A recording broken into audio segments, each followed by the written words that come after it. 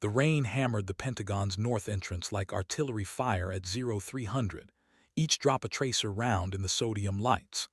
Admiral Margaret Iron Caldwell stood under the overhang, 4 stars gleaming dull on her shoulders, watching a maintenance cart navigate the flooded pathway with the precision of a carrier landing.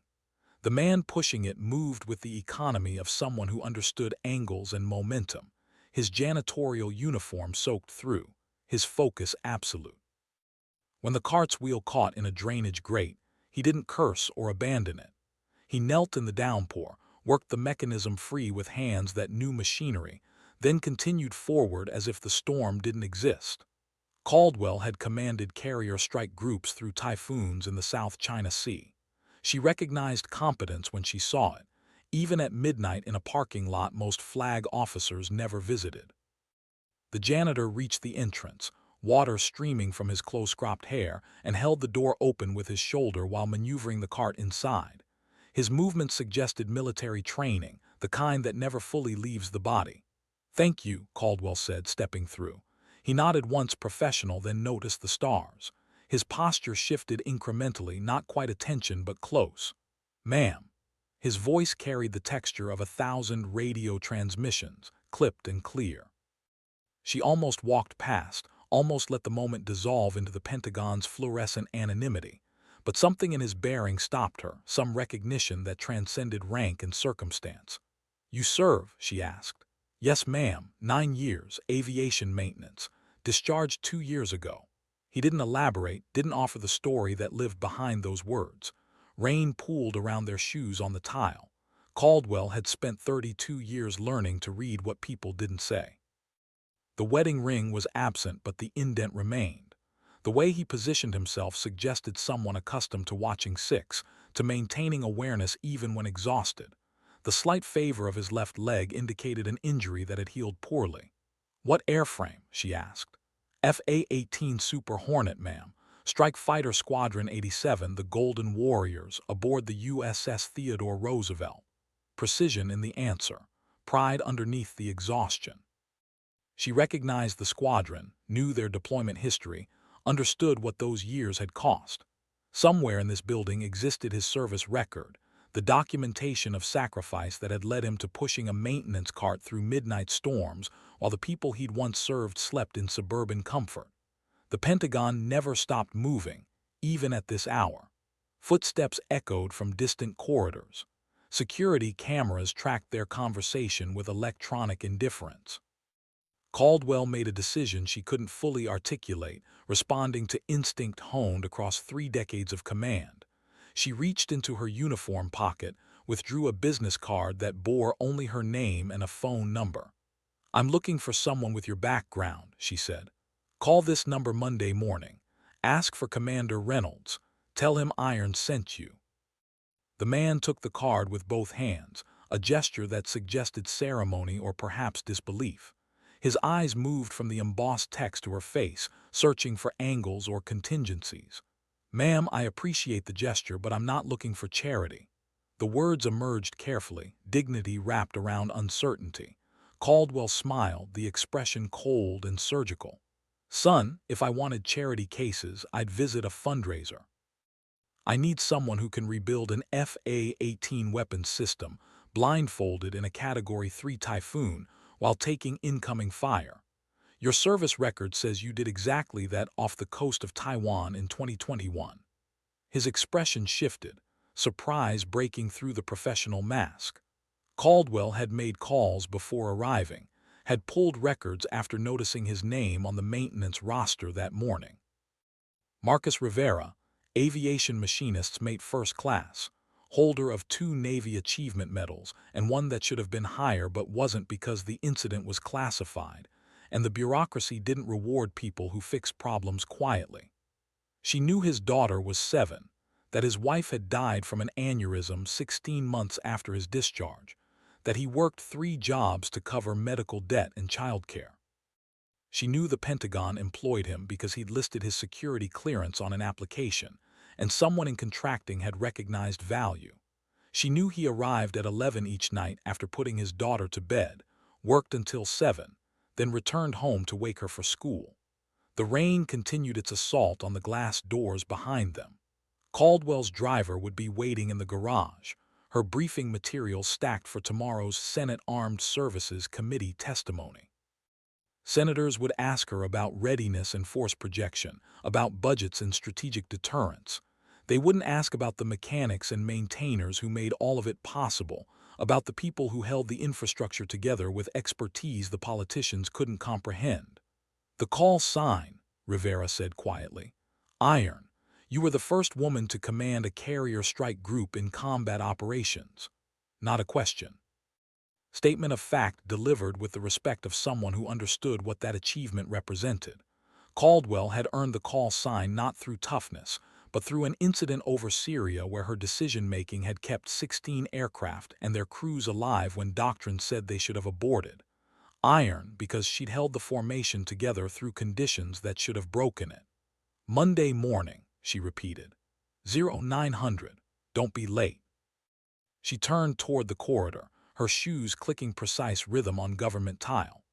Behind her, Rivera stood holding the card like it contained coordinates to a location he'd stopped believing existed. The maintenance cart waited patient, water still dripping from its frame.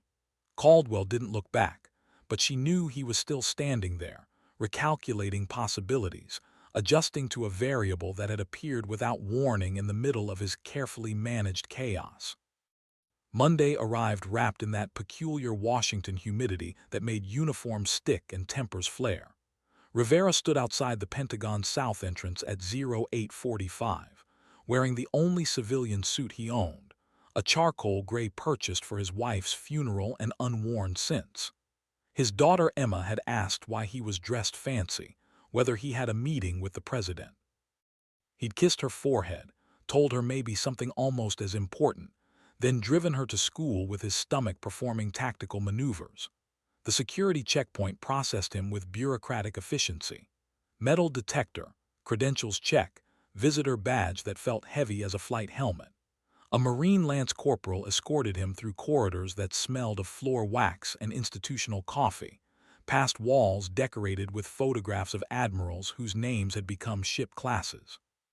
Commander Reynolds's office occupied a corner on the third floor, windows overlooking the Potomac River where early morning light turned the water silver. The commander was younger than Rivera expected, maybe 38, with the lean build of a runner and eyes that suggested intelligence work rather than operational flying. He stood when Rivera entered, extended a hand, then gestured toward a chair that faced the desk and the river beyond. "Coffee?" Reynolds asked. "Sir, I'm fine, thank you." Rivera kept his voice neutral, professional, aware he was being evaluated in ways he couldn't fully predict.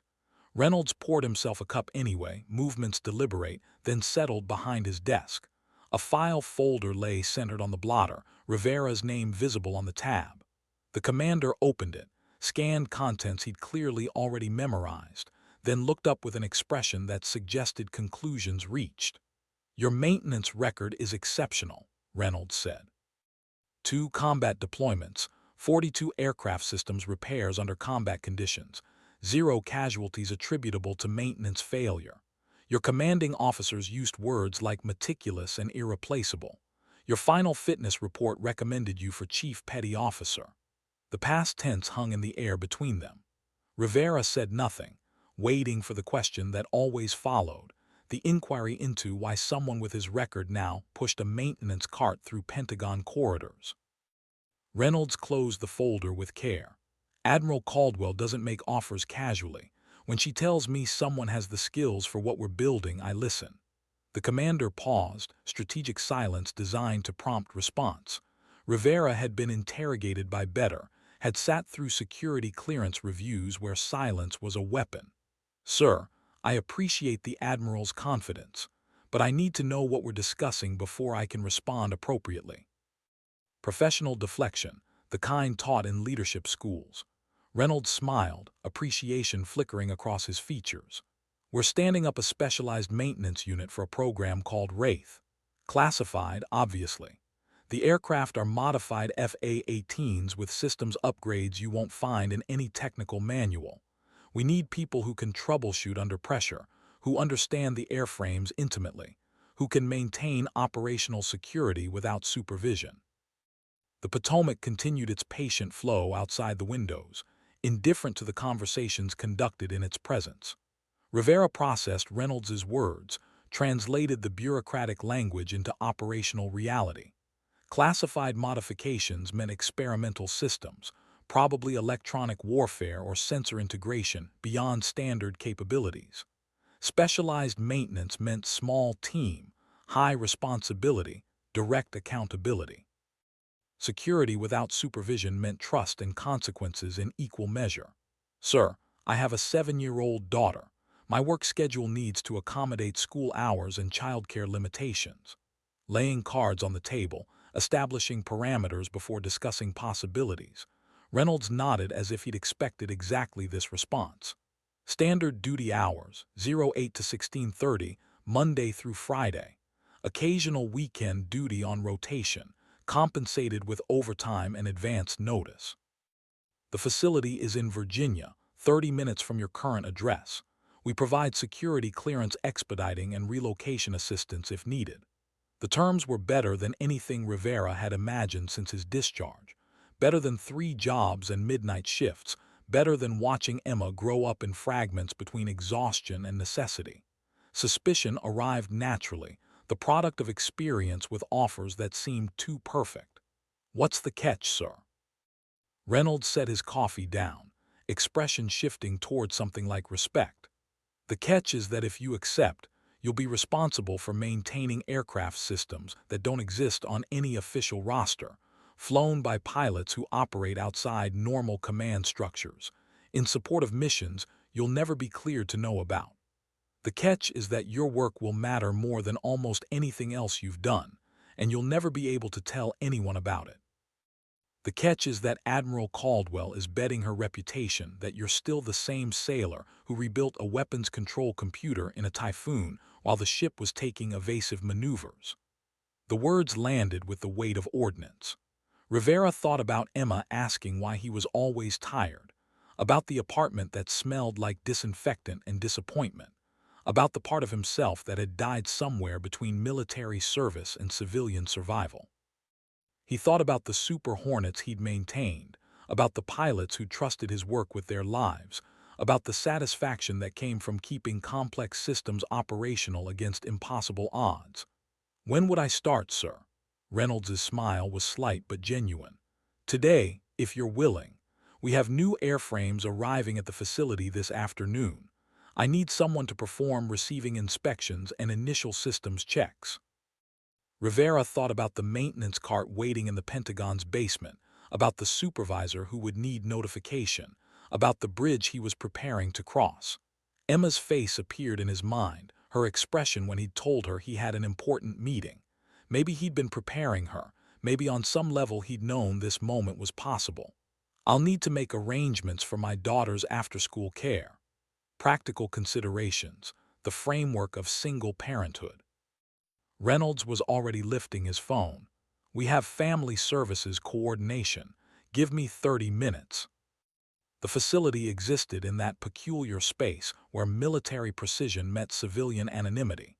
A converted Air National Guard complex in rural Virginia, surrounded by forest and security fencing, that suggested something more significant than its appearance indicated. Rivera drove through the main gate at 1300. His visitor credentials replaced by permanent ID cards that had been produced with remarkable speed.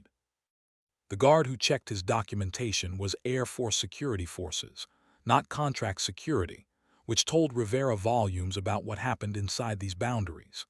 The hangar dominated the compound, a climate-controlled cathedral of aluminum and reinforced concrete that could have accommodated a dozen aircraft, but currently held only 3. They sat in precise alignment on the polished floor, FA-18 Super Hornets that looked simultaneously familiar and alien. Rivera recognized the basic airframe, knew every curve and angle from thousands of hours of maintenance. But these aircraft carried modifications that made his trained eye pause and recalibrate. The radar nose cones were elongated, suggesting sensor arrays beyond standard specifications. The wings showed hard points for weapon systems he didn't immediately recognize. The aircraft's skin itself seemed different, the paint absorbing light rather than reflecting it. A woman approached from the hangar's far end, her stride containing the controlled aggression of a fighter pilot. She wore a flight suit without rank insignia, dark green instead of standard Navy colors, her hair pulled back in a regulation bun that suggested she didn't waste time on appearance beyond requirements. Her face was angular, weathered by sun and stress, her eyes carrying the particular alertness of someone accustomed to processing information at supersonic speeds. "You must be Rivera," she said, extending a hand. Her grip was firm, calibrated, the handshake of someone who'd learned to establish presence without aggression. "Captain Alina Voss, I run flight operations for Wraith. Commander Reynolds said you're our new maintenance lead." Rivera matched her grip, professional respect exchanged through physical contact. "Ma'am, I'm still learning what Wraith actually is." Voss's smile was sharp as a weapon pylon.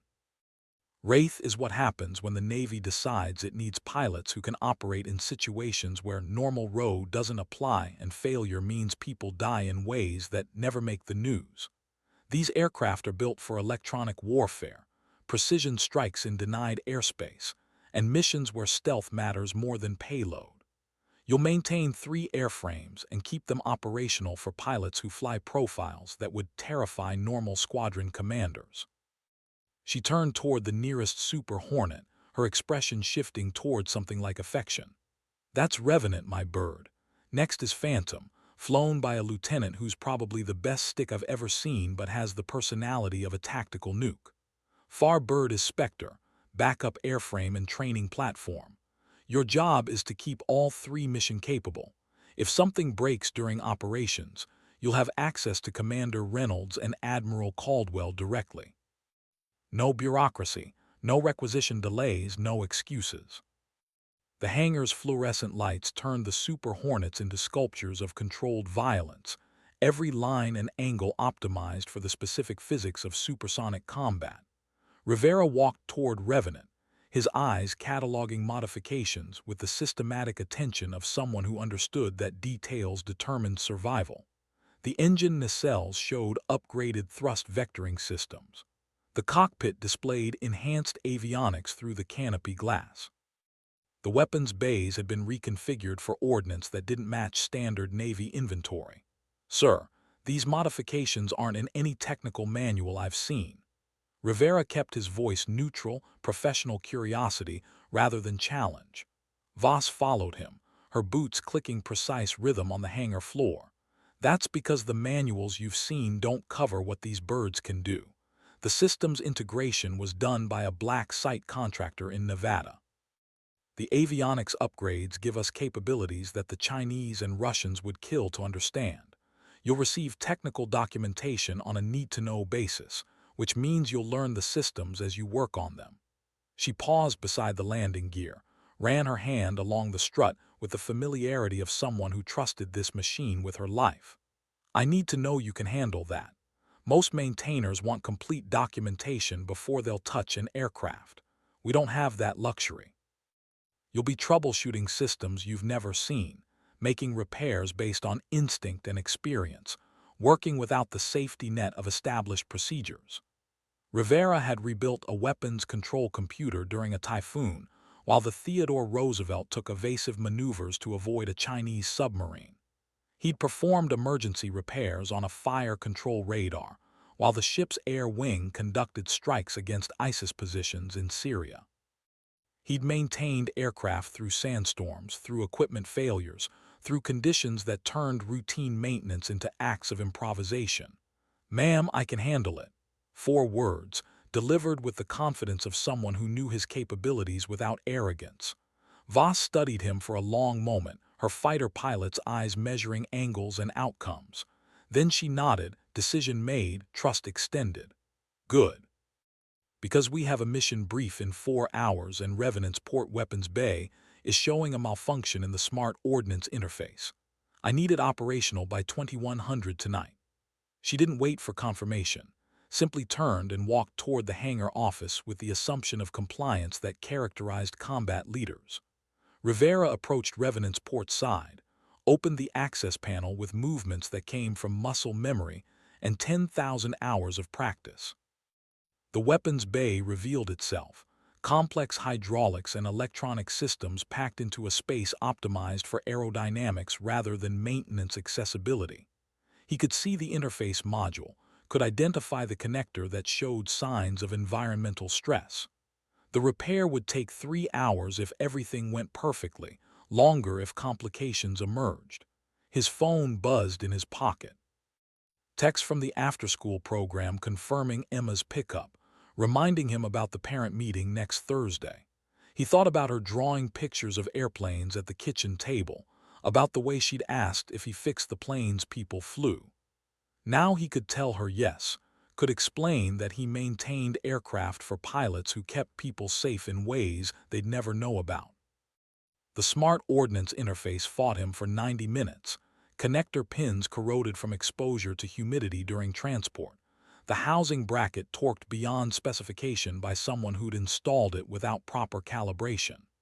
Rivera worked with the focused patience of surgery, each movement precise, each adjustment verified through diagnostic equipment that existed somewhere between military standard and experimental prototype.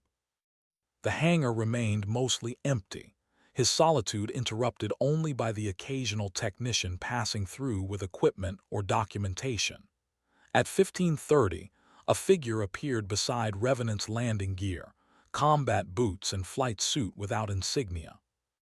Rivera glanced down from his position in the weapons bay, saw a woman who looked barely old enough to have graduated college, her blonde hair regulation length, her face carrying the particular focus of someone who lived at the intersection of youth and lethal competence. "You're the new maintenance lead," she said. Statement, not question. Her voice contained the precise diction of someone who'd learned to communicate through radio static and tactical brevity codes. "Lieutenant Kara Volkov. I fly Phantom." Rivera climbed down from the bay, wiped his hands on a shop rag, extended a greeting that felt oddly formal given their surroundings. "Marcus Rivera, ma'am. Just started today." Volkov's handshake was brief, professional, the contact of someone uncomfortable with unnecessary physical interaction. Her eyes moved past him to the open weapons bay, cataloging his work with the systematic attention of a pilot who knew her survival depended on maintenance quality. "Voss said you maintained FA-18s on the Roosevelt. 2 deployments, combat operations, exceptional record." She delivered the information without inflection, merely stating facts she'd apparently memorized. Rivera recognized the personality type, had worked with pilots like her before. Brilliant in the cockpit, socially awkward everywhere else, more comfortable with machines than humans. "Yes, ma'am. 9 years before discharge." Volkov nodded, still examining the weapons bay. "Why'd you separate?" "Your record suggests you would have made chief easily." The question carried no judgment, simple curiosity from someone who processed information through direct inquiry. Rivera had answered this question in various forms since his discharge, had developed responses that satisfied without revealing. But something about Volkov's directness, about her obvious discomfort with social niceties, prompted honesty. "My wife died. Someone needed to be there for our daughter full-time." The Navy couldn't guarantee that. Volkov's expression shifted microscopically, some calculation adjusting behind her eyes. "Emma, 7 years old, attends Riverside Elementary. You work 3 jobs to cover medical debt and childcare." Rivera's hands stilled on the shop rag. "How do you know that?" "Admiral Caldwell's brief included your background. When she tells us someone has skills we need, we pay attention to context." Volkov's gaze finally left the weapons bay, focused on Rivera with the intensity pilots applied to threat assessment. "Your daughter draws airplanes. She asked if you fix the planes people fly. Now you can tell her yes." The words landed with unexpected weight. Rivera had grown accustomed to people offering sympathy or making assumptions about single parenthood, about struggle and sacrifice. Volkov simply stated facts, acknowledged reality without sentiment or judgment. She understood, perhaps, that competence mattered more than circumstances. The mission brief occurred in a conference room that smelled of coffee and classified documentation, walls covered with maps and imagery that suggested surveillance capabilities beyond commercial satellite resolution. Captain Voss stood at the head of the table, a laser pointer in her hand, her expression carrying the focused intensity of a predator calculating trajectories. Rivera sat beside Commander Reynolds, aware that he was the only person present without formal operational authority.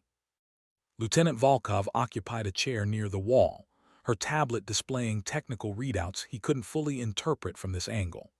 Two other pilots filled the remaining seats, both men, both carrying themselves with the controlled confidence of people who'd survived situations where survival wasn't guaranteed. "The target is a compound in the Zagros Mountains," Voss began, the pointer touching a satellite image that showed structures camouflaged against rocky terrain. "Iranian territory, near the border with Iraq. Intelligence indicates they're developing chemical weapons prototypes with Russian technical assistance. The agency wants samples and photographic confirmation without alerting Tehran to our presence." The mission parameters appeared on a second screen, flight paths and timing sequences that looked impossibly complex. "Launch from an undisclosed carrier position in the Gulf, penetrate Iranian airspace at low altitude to avoid radar detection. Conduct precision strike on the compound's ventilation system to create access for ground assets. Provide overwatch during exfiltration. Return to carrier before their air defense network realizes we were there." Voss paused, let the implications settle across the room like ordnance. "Total mission duration 4 hours. Fuel margins are tight. If anything goes wrong, we're operating in denied airspace with no support and no acknowledgement from command. The aircraft need to perform perfectly, which means Rivera needs to have them mission-ready by 0300. Every eye in the room turned toward him, measuring, evaluating. Rivera understood immediately that this moment defined whether they would trust him, whether he'd become part of the team or remain forever the outsider who maintained their equipment. He thought about the Typhoon repair, about working on weapons systems while the Roosevelt pitched through swells that turned the hangar deck into a carnival ride. He thought about Emma drawing airplanes, about the future he was building for her through moments exactly like this. The smart ordnance interface on Revenant is repaired and tested. Phantom and Spectre received full pre-flight inspections this afternoon. All 3 aircraft are currently mission-capable. I'll conduct final systems checks starting at 0100 to verify status before your brief. Professional assessment delivered with the confidence of someone who knew his work was sound. Voss's expression shifted fractionally, approval or perhaps relief. "Outstanding. Gentlemen, ladies, we launch in 7 hours. Flight lead is Phantom with Volkov running electronic warfare and route penetration. I'm flying close support and overwatch. Questions?" Volkov's hand rose, her expression unchanged. "The compound's air defense network includes Chinese QW-3, MANPADS, and possibly upgraded Russian systems. Our countermeasures are optimized for Soviet-era threats. What's our protocol if we encounter more advanced systems?"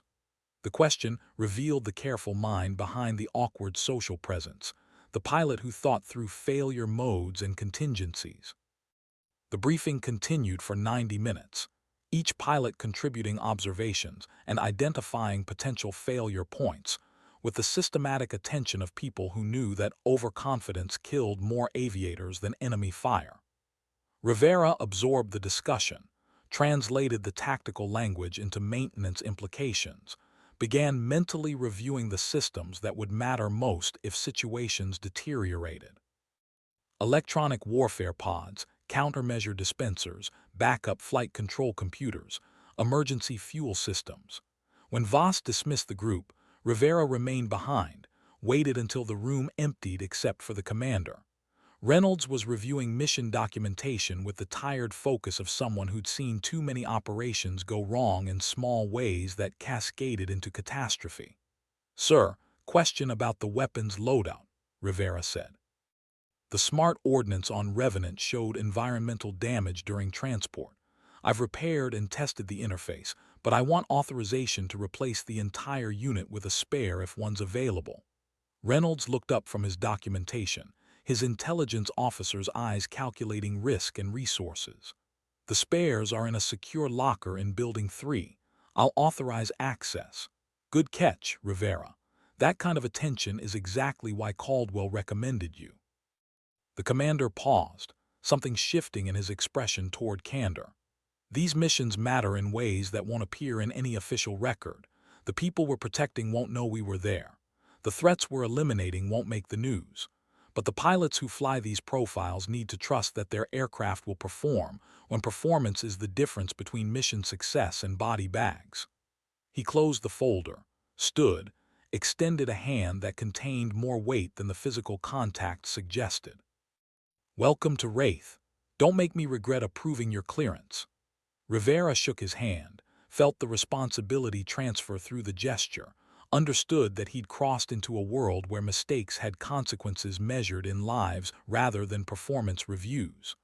The conference room suddenly felt smaller, the classified maps and imagery pressing in with the weight of operational reality. He thought about Emma sleeping safely in their apartment, about the distance between her innocent questions about airplanes and the reality of what those airplanes did in darkness over hostile territory. Outside the windows, dusk settled across the Virginia forest, the sky turning colors that reminded him of carrier decks at sunset, of the particular quality of light that appeared before night operations. Pilots would be conducting final preparations, reviewing procedures, managing the controlled adrenaline that preceded combat missions. He had 7 hours to ensure that their aircraft would bring them home, 7 hours to validate that Admiral Caldwell's faith in him wasn't misplaced, 7 hours to prove that pushing a maintenance cart through Pentagon corridors didn't define his capabilities. The hangar waited in fluorescent silence, 3 Super Hornets sitting patient as monuments, their modified systems containing capabilities that existed in the gap between official capability and operational necessity. Rivera walked across the compound, security lights creating pools of illumination against the gathering darkness. His phone showed a photo Emma had sent earlier, a drawing of an airplane with the caption, "My dad fixes these." She'd colored it carefully, added details she'd learned from their conversations, made the aircraft look heroic somehow through crayon and childhood imagination. The hangar at 0100 felt like a church or perhaps a tomb, the vast space filled with silence that suggested sanctity or danger in equal measure. Rivera worked under Revenant's belly, the aircraft raised on jacks, his diagnostic equipment casting blue light across the landing gear assemblies. The smart ordnance interface replacement had gone smoothly, the spare unit integrating without complications, all systems showing green on the test protocols. Now he performed the systematic progression through each aircraft, checking hydraulics and avionics, fuel systems and flight controls, verifying that modifications hadn't introduced cascade failures into adjacent systems. At 0200, Volkov appeared without sound, her flight suit already configured for mission operations, her helmet bag slung over one shoulder. She watched him work for several minutes before speaking, her presence somehow non-intrusive despite the intensity of her observation. "You check connections most maintainers ignore," she said finally. "The backup power distribution nodes, the redundant avionics pathways. Why?" Rivera finished his current inspection before responding, nodding her question's precision. "Because those systems only matter when primary systems fail, which means they matter exactly when people die if they don't work. I've seen pilots punch out because backup systems failed during emergencies. I won't be the reason someone doesn't come home." Volkov descended the maintenance ladder he'd been using, moved to examine his work directly. Her fingers traced the connections he'd verified, checking his checks, applying her own understanding of systems architecture. "You replaced the smart ordnance interface on Revenant, the original unit tested within acceptable parameters. Why replace it?" The question wasn't challenging, simply curious, the inquiry of someone who wanted to understand decision-making processes. Rivera pulled up the diagnostic data on his tablet, showed her the readings that concerned him. The interface tested green, but the environmental damage compromised structural integrity of the housing. Under high-G maneuvers or weapons release, That housing might flex enough to interrupt the connection. Probably wouldn't fail. 95% certainty it would perform correctly, but I don't bet pilot lives on 95%. Volkov studied the data with the systematic attention she apparently applied to everything, her pilot's mind calculating probabilities and outcomes. When she looked up, her expression had shifted toward something Rivera recognized from his Navy years, the look of respect that competent professionals extended to others who understood the stakes. 5% failure probability in the wrong moment means mission abort or loss of aircraft. You're thinking like a pilot, not a maintainer. She paused, something almost approaching a smile touching her features. Voss was right about you. Rivera had learned not to trust praise easily, had encountered too many situations where compliments preceded impossible requests or unreasonable expectations. But Volkov's words carried the weight of someone who didn't dispense approval casually, whose respect had to be earned through demonstrated competence rather than social maneuvering. "Ma'am, I just want the birds mission ready and the pilots safe." The remaining pilots arrived at 0230, their pre-flight rituals varying but their underlying intensity identical. Voss conducted a walk-around of Revenant with meticulous attention, checking surfaces and hard points with hands that knew every curve of the airframe. The two male pilots, whose names Rivera learned were Captain James, Reaper, Morrison and Lieutenant Commander David, Ghost, Chen, performed similar inspections on their backup roles, though Volkov would be flying Phantom for this mission. Chen approached Rivera as he finalized documentation, his flight suit showing the worn patches of someone who'd accumulated thousands of hours in tactical aircraft. "Heard you maintained birds on the Roosevelt during combat ops. The Golden Warriors had a reputation for keeping aircraft flying in conditions that grounded other squadrons." Statement of fact rather than question, delivered with the casual respect of one professional acknowledging another. Rivera recognized the opening, the way combat veterans tested each other through indirect inquiry. "We had good pilots and better leadership. The maintenance crew learned to improvise when supply chains couldn't keep up with operational tempo." Chen's smile was slight but genuine. Improvisation is the difference between mission success and sitting on the deck watching others do your job. These birds represent the bleeding edge of what's possible with Super Hornet modifications. When something breaks, and something always breaks, we need someone who can think beyond the technical manual. The statement contained both compliment and warning, acknowledgement that Rivera had entered a world where standard procedures provided only the foundation for actual problem solving. Morrison joined them, his call sign Reaper apparently earned through some incident that remained unspoken but suggested lethality. "Volkov says you think like a pilot. That's high praise from her. She doesn't trust easily." Rivera glanced across the hangar where Volkov was conducting her own pre-flight checks with the systematic attention of someone performing a sacred ritual. "She seems competent." Morrison's laugh was sharp and brief. "Competent? That's like calling a nuclear weapon functional. Volkov is the best pilot I've seen, and I've flown with people who could make a Super Hornet do things that violate physics. She processes tactical situations faster than the aircraft can respond, sees angles nobody else recognizes, flies profiles that should be impossible.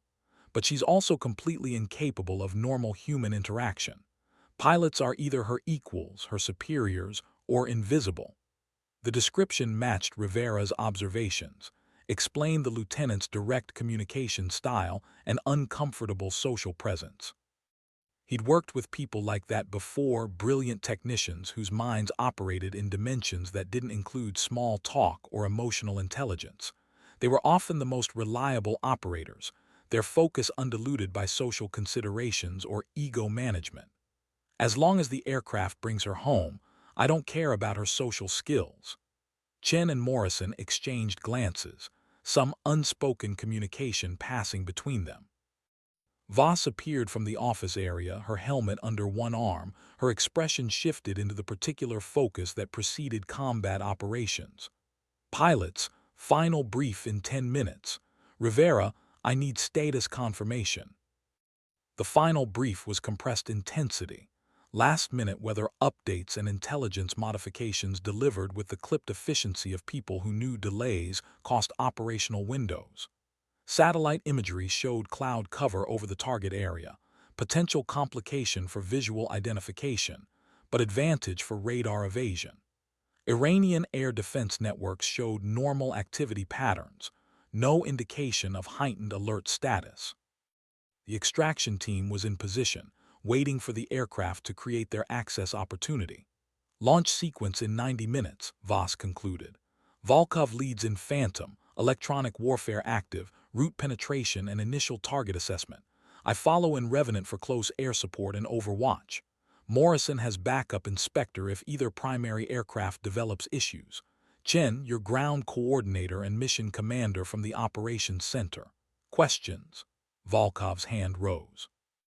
If we encounter upgraded Chinese air defense systems, what's our engagement protocol? The countermeasures might not provide adequate protection. Voss's expression remained unchanged, the look of someone who'd already calculated this contingency.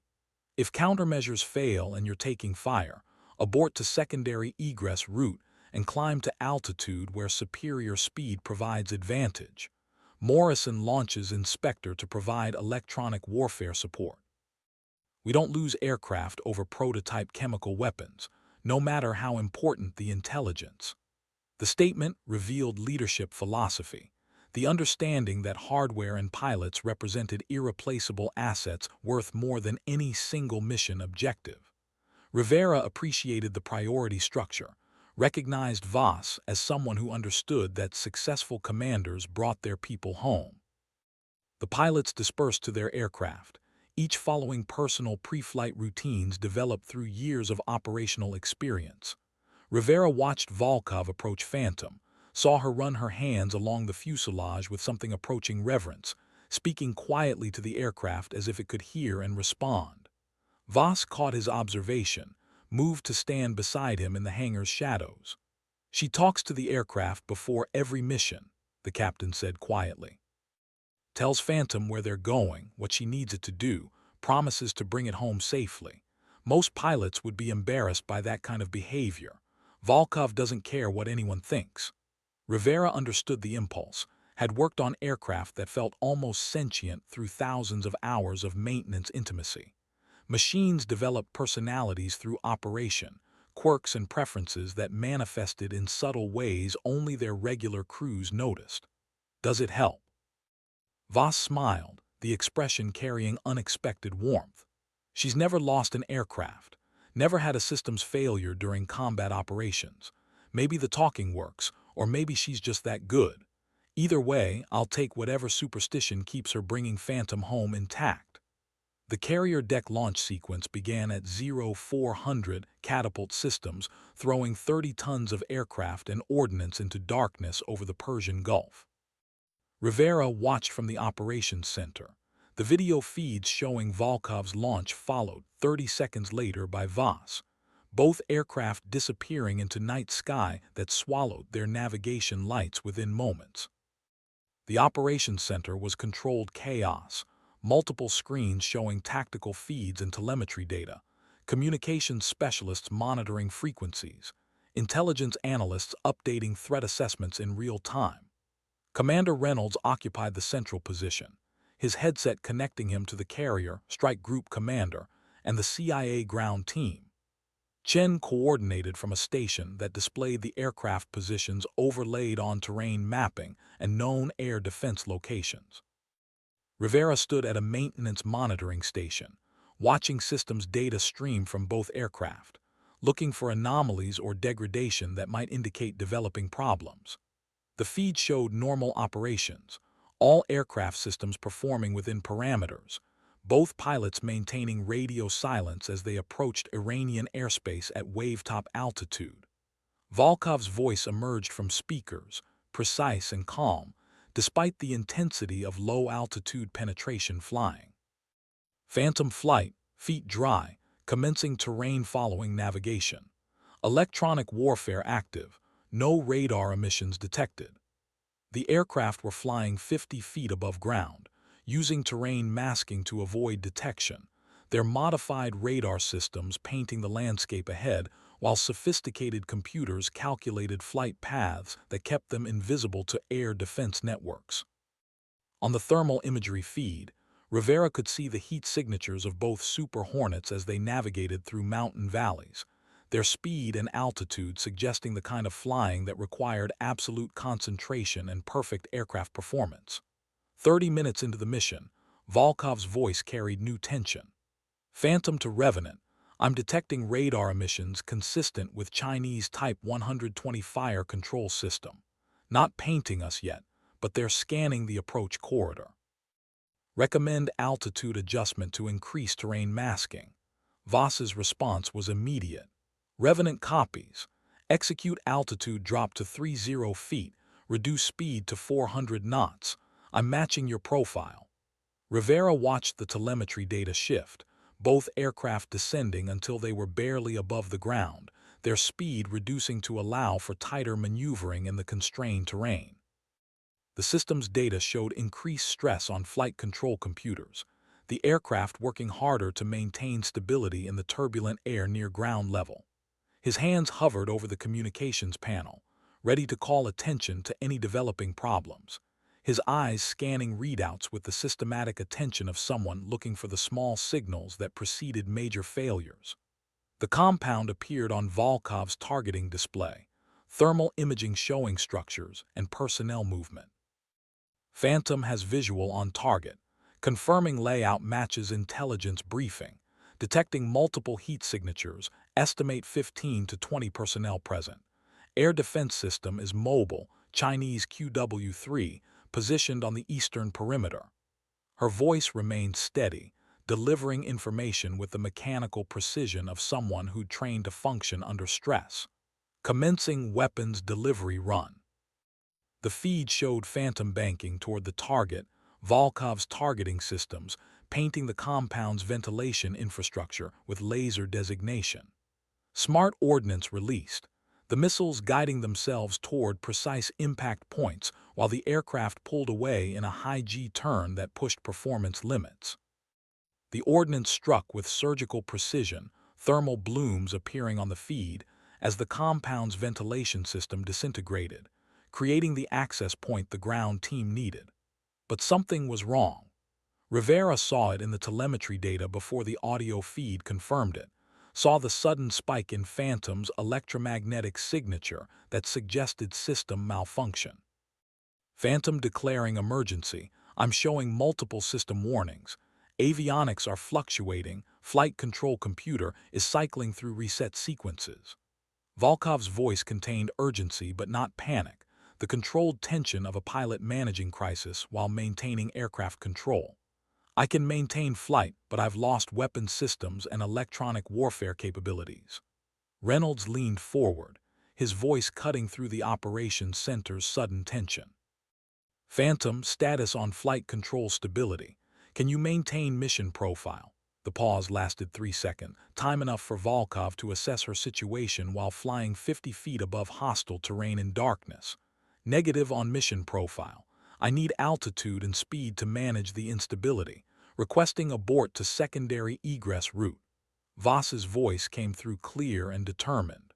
Revenant to Phantom, I've got your 6. Execute climb to 1,000 feet, maintain heading 270. I'm providing electronic warfare cover. Morrison, launch inspector and establish overwatch position.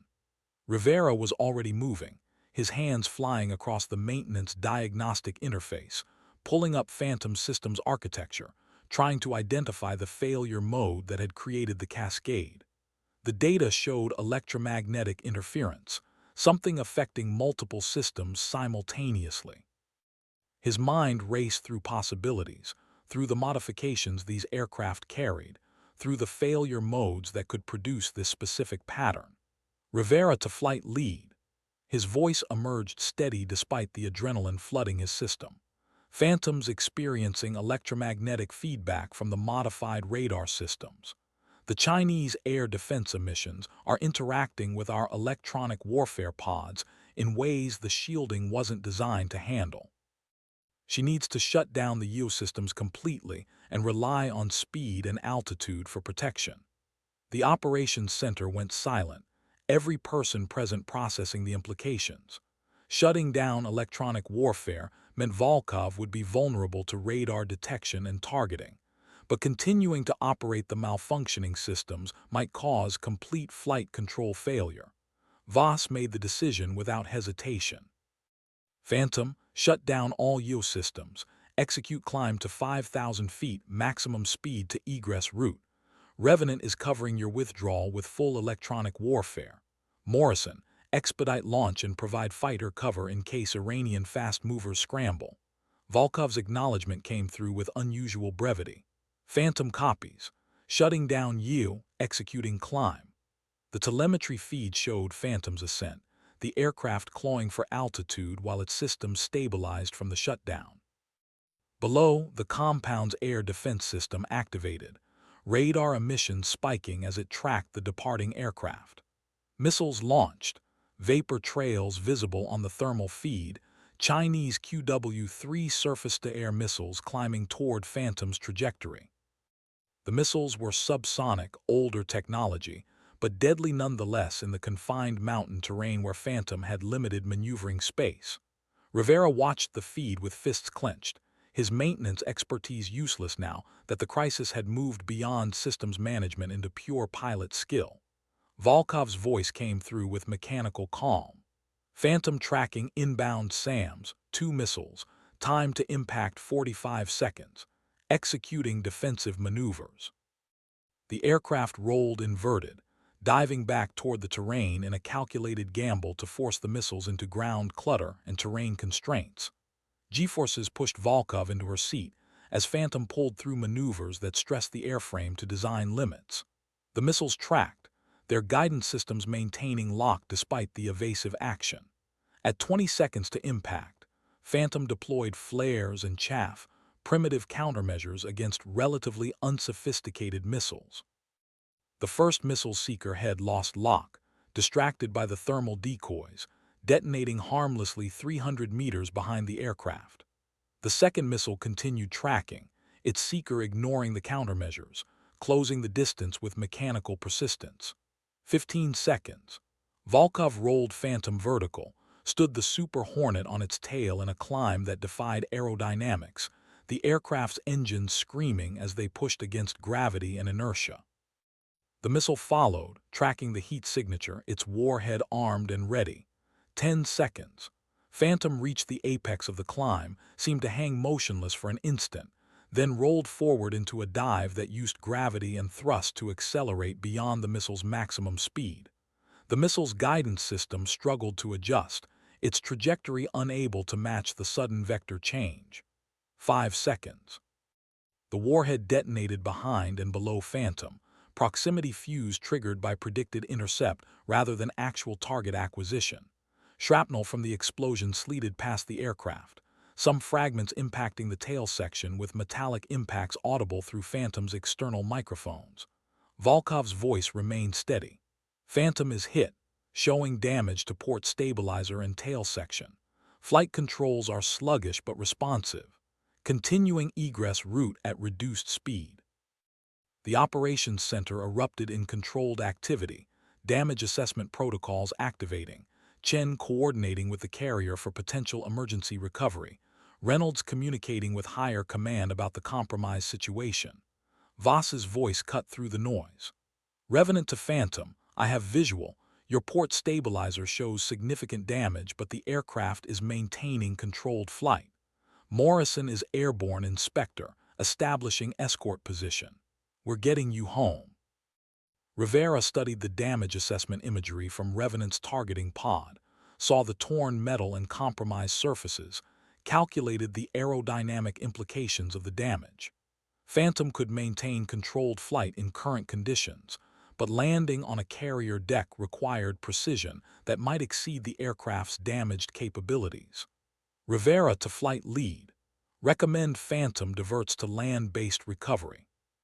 The stabilizer damage will make carrier landing high risk, especially in current sea state. The decision calculus was brutal and immediate. Diverting to land-based recovery meant exposing the classified aircraft modifications to potential compromise if any unfriendly observers were present at the recovery site. Attempting carrier recovery risked losing both the aircraft and the pilot if the damaged flight controls failed during the already dangerous procedure of landing on a moving deck in darkness. Reynolds made the call with the authority of someone who'd made similar decisions before. Phantom diverts to Al Udeid Air Base in Qatar. I'm coordinating with base operations for emergency recovery and secure hangar space. Voss Morrison, escort her all the way. Chen, notify the carrier we're -1 aircraft for the recovery cycle. Volkov's voice emerged flat, her emotional regulation apparent even through crisis management. Phantom copies divert to Al Udeid. Estimate arrival in 90 minutes at reduced speed. Request maintenance support meet the aircraft. Rivera was already moving, gathering his equipment, mentally preparing for the damage assessment and emergency repairs that would be required. Reynolds caught his arm as he passed the commander's station. Rivera, you're going with the recovery team. We need that aircraft back in operational status as quickly as possible, and I need assessment of what caused the electromagnetic interference. Can you handle field repairs with limited resources? The question was pro forma, asked because protocol demanded it, not because Reynolds doubted the answer.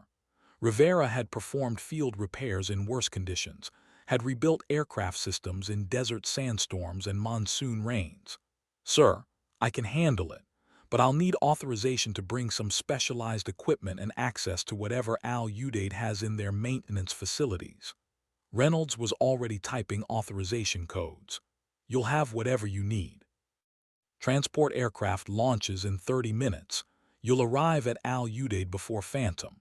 Work with their maintenance chief to prepare for the recovery.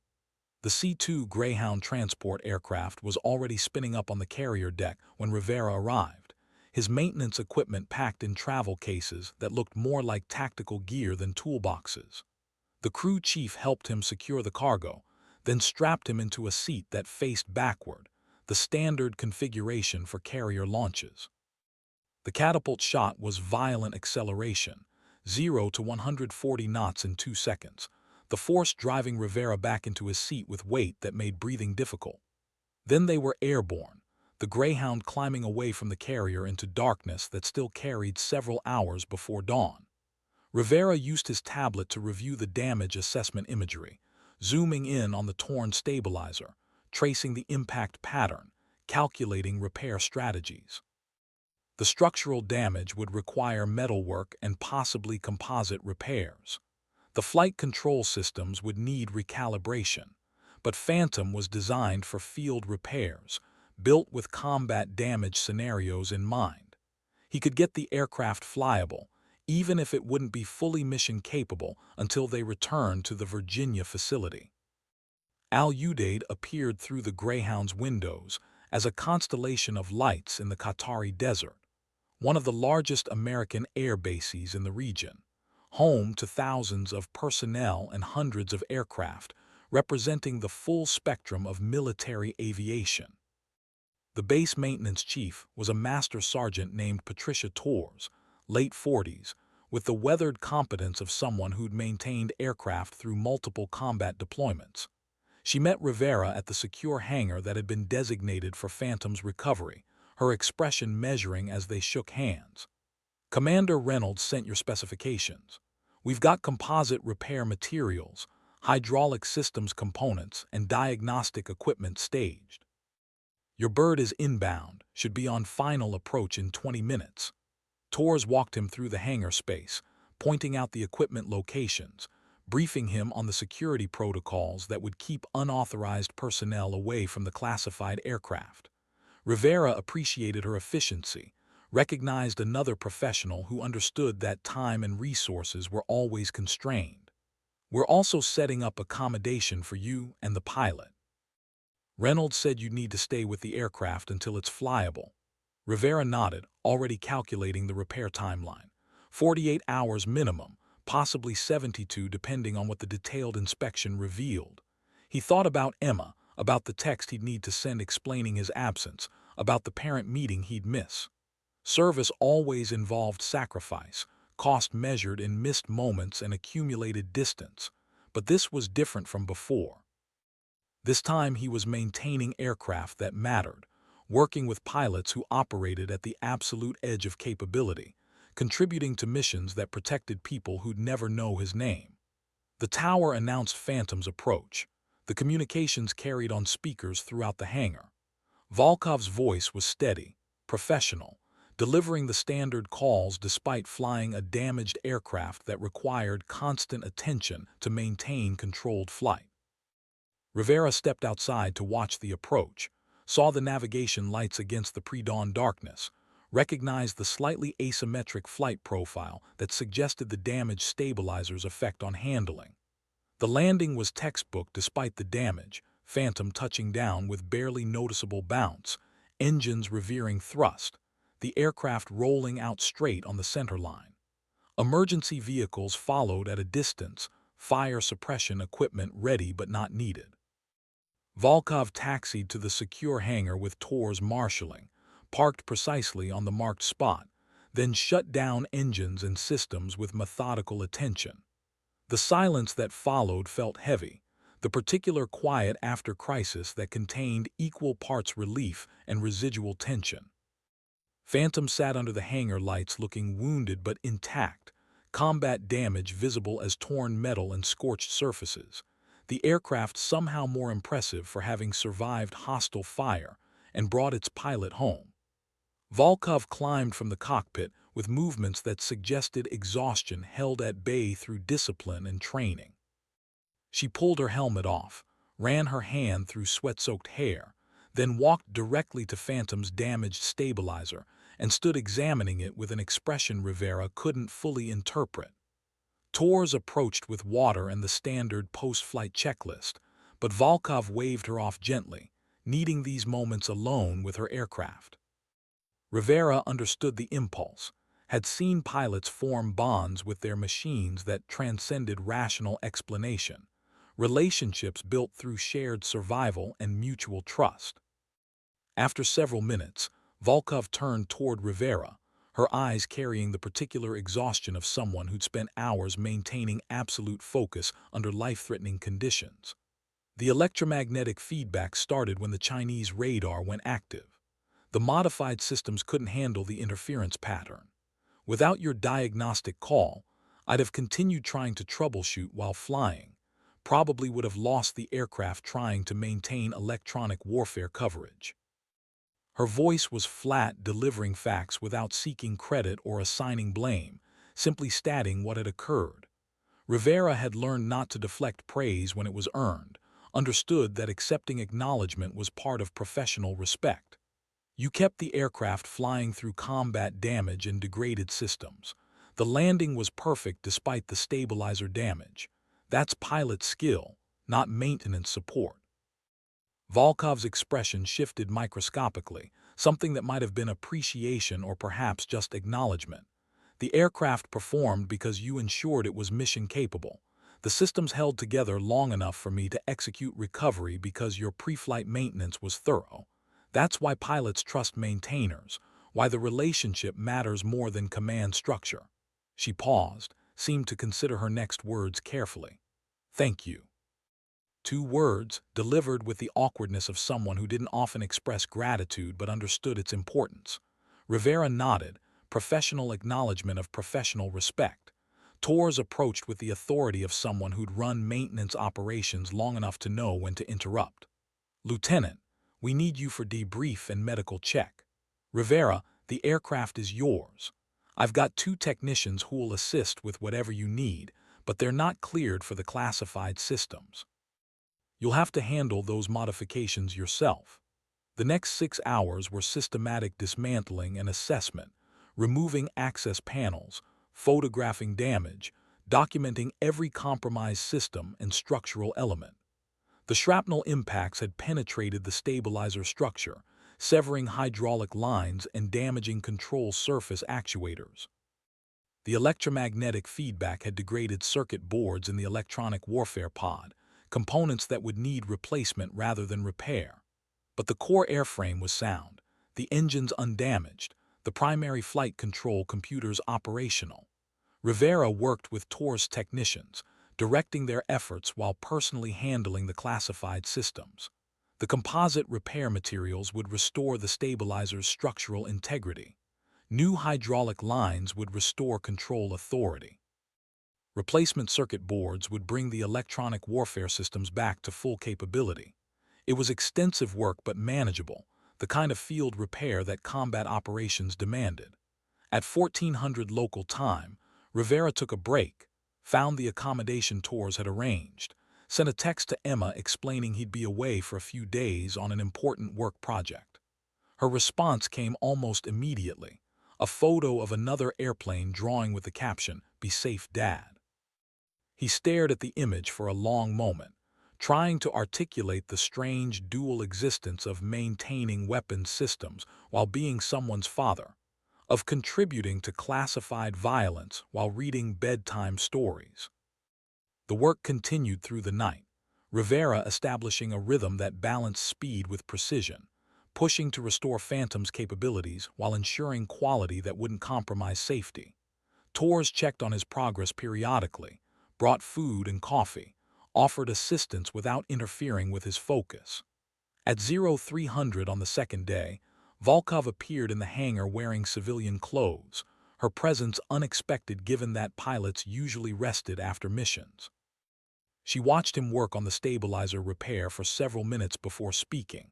"You haven't slept since you arrived." Statement of observation, delivered without judgment or concern, simply nodding a fact.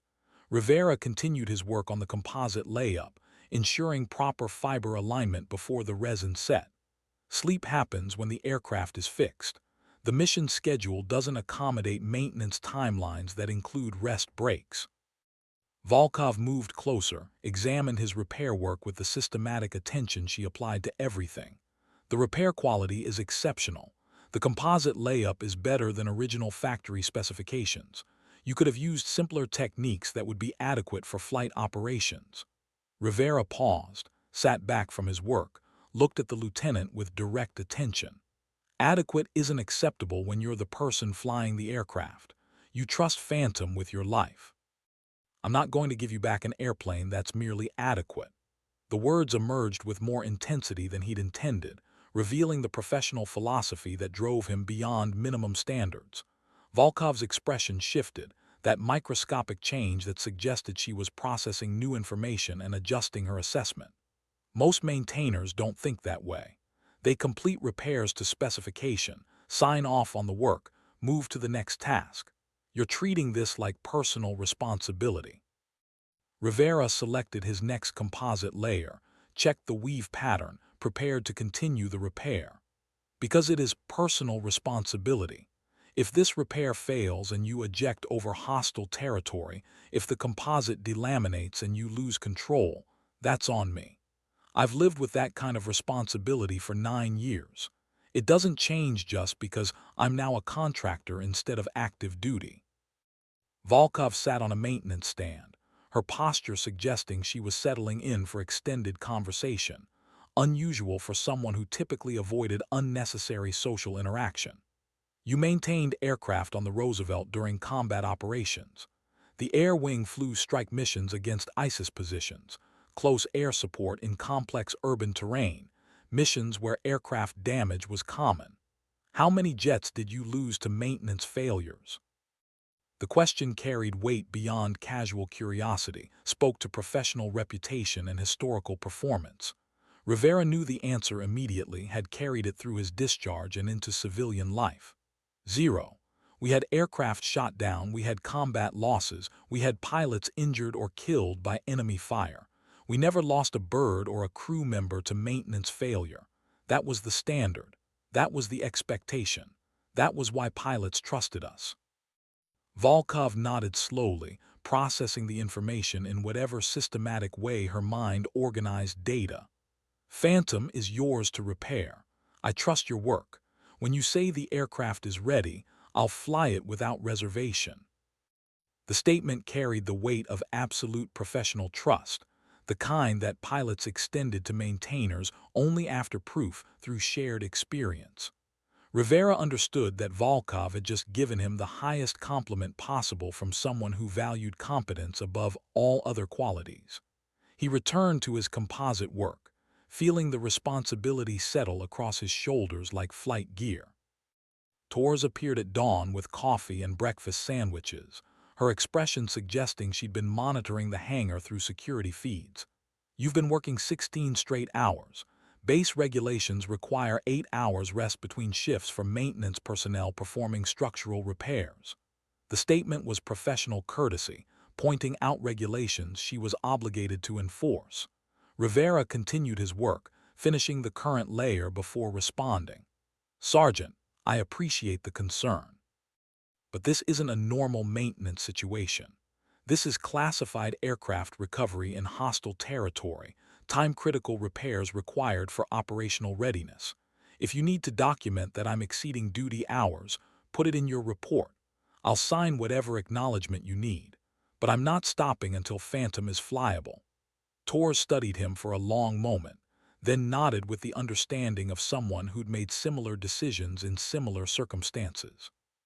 "I'll note in my report that the maintenance supervisor elected to continue work despite regulatory requirements based on operational necessity. Don't make me regret defending that decision by doing substandard work because you're exhausted." Rivera looked up from the composite repair, met her eyes with steady attention. "Sergeant, exhaustion doesn't change standards. The work is either correct or it isn't. Phantom flies safely or it doesn't. Those aren't variables that shift based on how I feel." Torres' expression softened fractionally. "Commander Reynolds was right about you. You're one of the good ones." She left the coffee and sandwiches, then departed to handle the administrative requirements of supporting classified aircraft recovery. Rivera ate mechanically, fuel for continued operations rather than enjoyment, his mind already processing the next sequence of repairs. By midday on the second day, the stabilizer repair was complete, structural integrity restored through composite work that exceeded original specifications.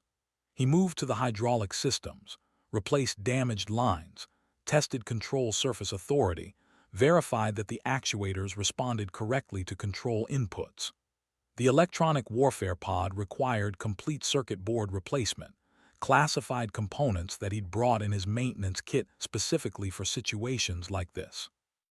At 1800 hours, Voss arrived on a transport from the carrier, her presence indicating command interest in Phantom's status. She performed her own inspection of the repairs, checking Rivera's work with a pilot's eye for details that affected flight safety. Her expression revealed satisfaction rather than concern. "Outstanding work, Rivera. How long until she's flyable?" Rivera consulted his maintenance timeline, calculated the remaining tasks. 24 hours for final systems integration and testing. I want to run complete diagnostic protocols on all modified systems, verify that the electromagnetic interference issues won't recur. Phantom will be mission capable by this time tomorrow evening." Voss nodded, her expression carrying the particular satisfaction of a commander whose faith in her people was validated. "Good. We have tasking for another mission, different target, same operational parameters. Volkov will be flying Phantom, which means the aircraft needs to be perfect." The statement contained both confidence and expectation, acknowledging Rivera's work while making clear that standards remained absolute. "Ma'am, about the electromagnetic interference. I've reviewed the system architecture, and I understand what caused the problem.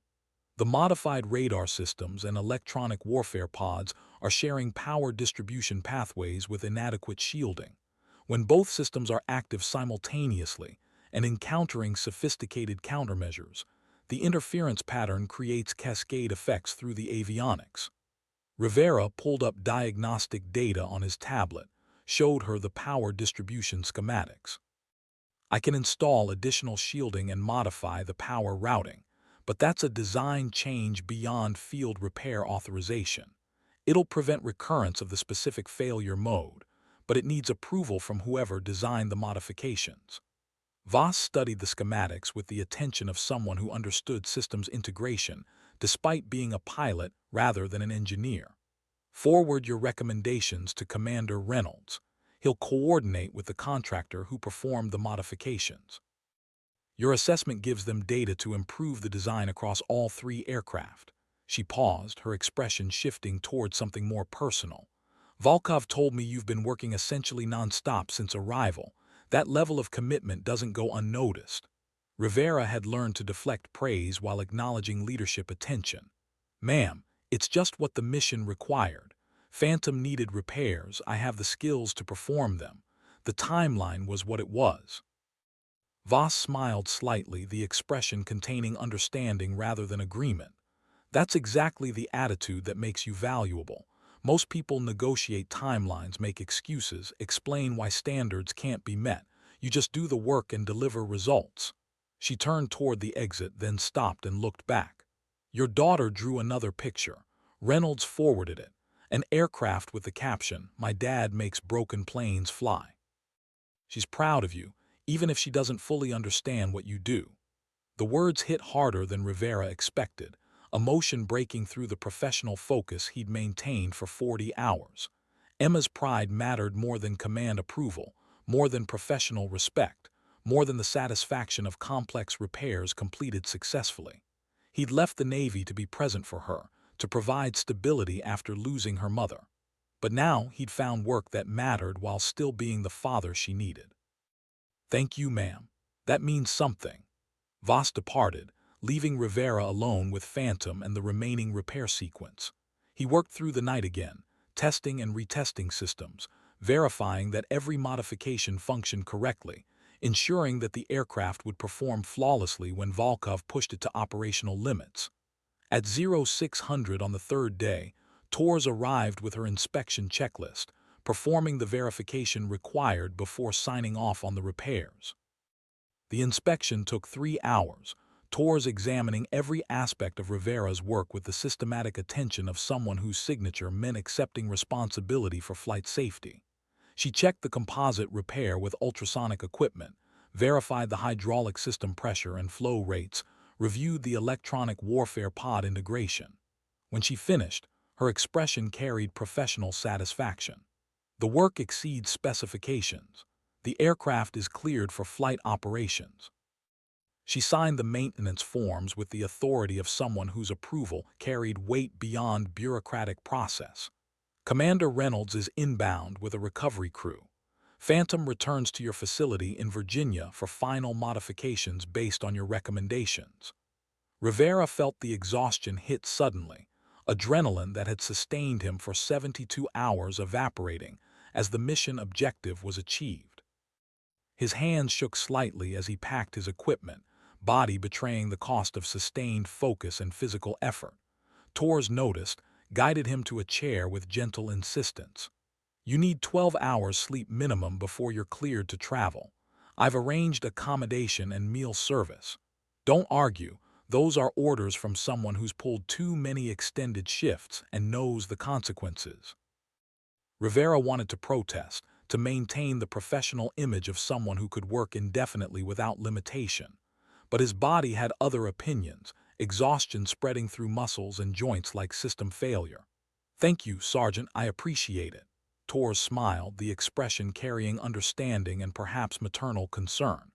"Thank you for the example. My technicians watched you work for 3 days. They saw what excellence looks like, what commitment means, what standards should be. That's worth more than any training class." Volkov appeared as Rivera prepared to depart for the accommodation, her flight suit indicating she'd been conducting pre-flight preparations. She approached Phantom, performed her pre-flight walk-around with the ritual attention Rivera had observed before, then turned toward him with an expression he couldn't fully read. "The aircraft is perfect," she said. "Better than before the damage.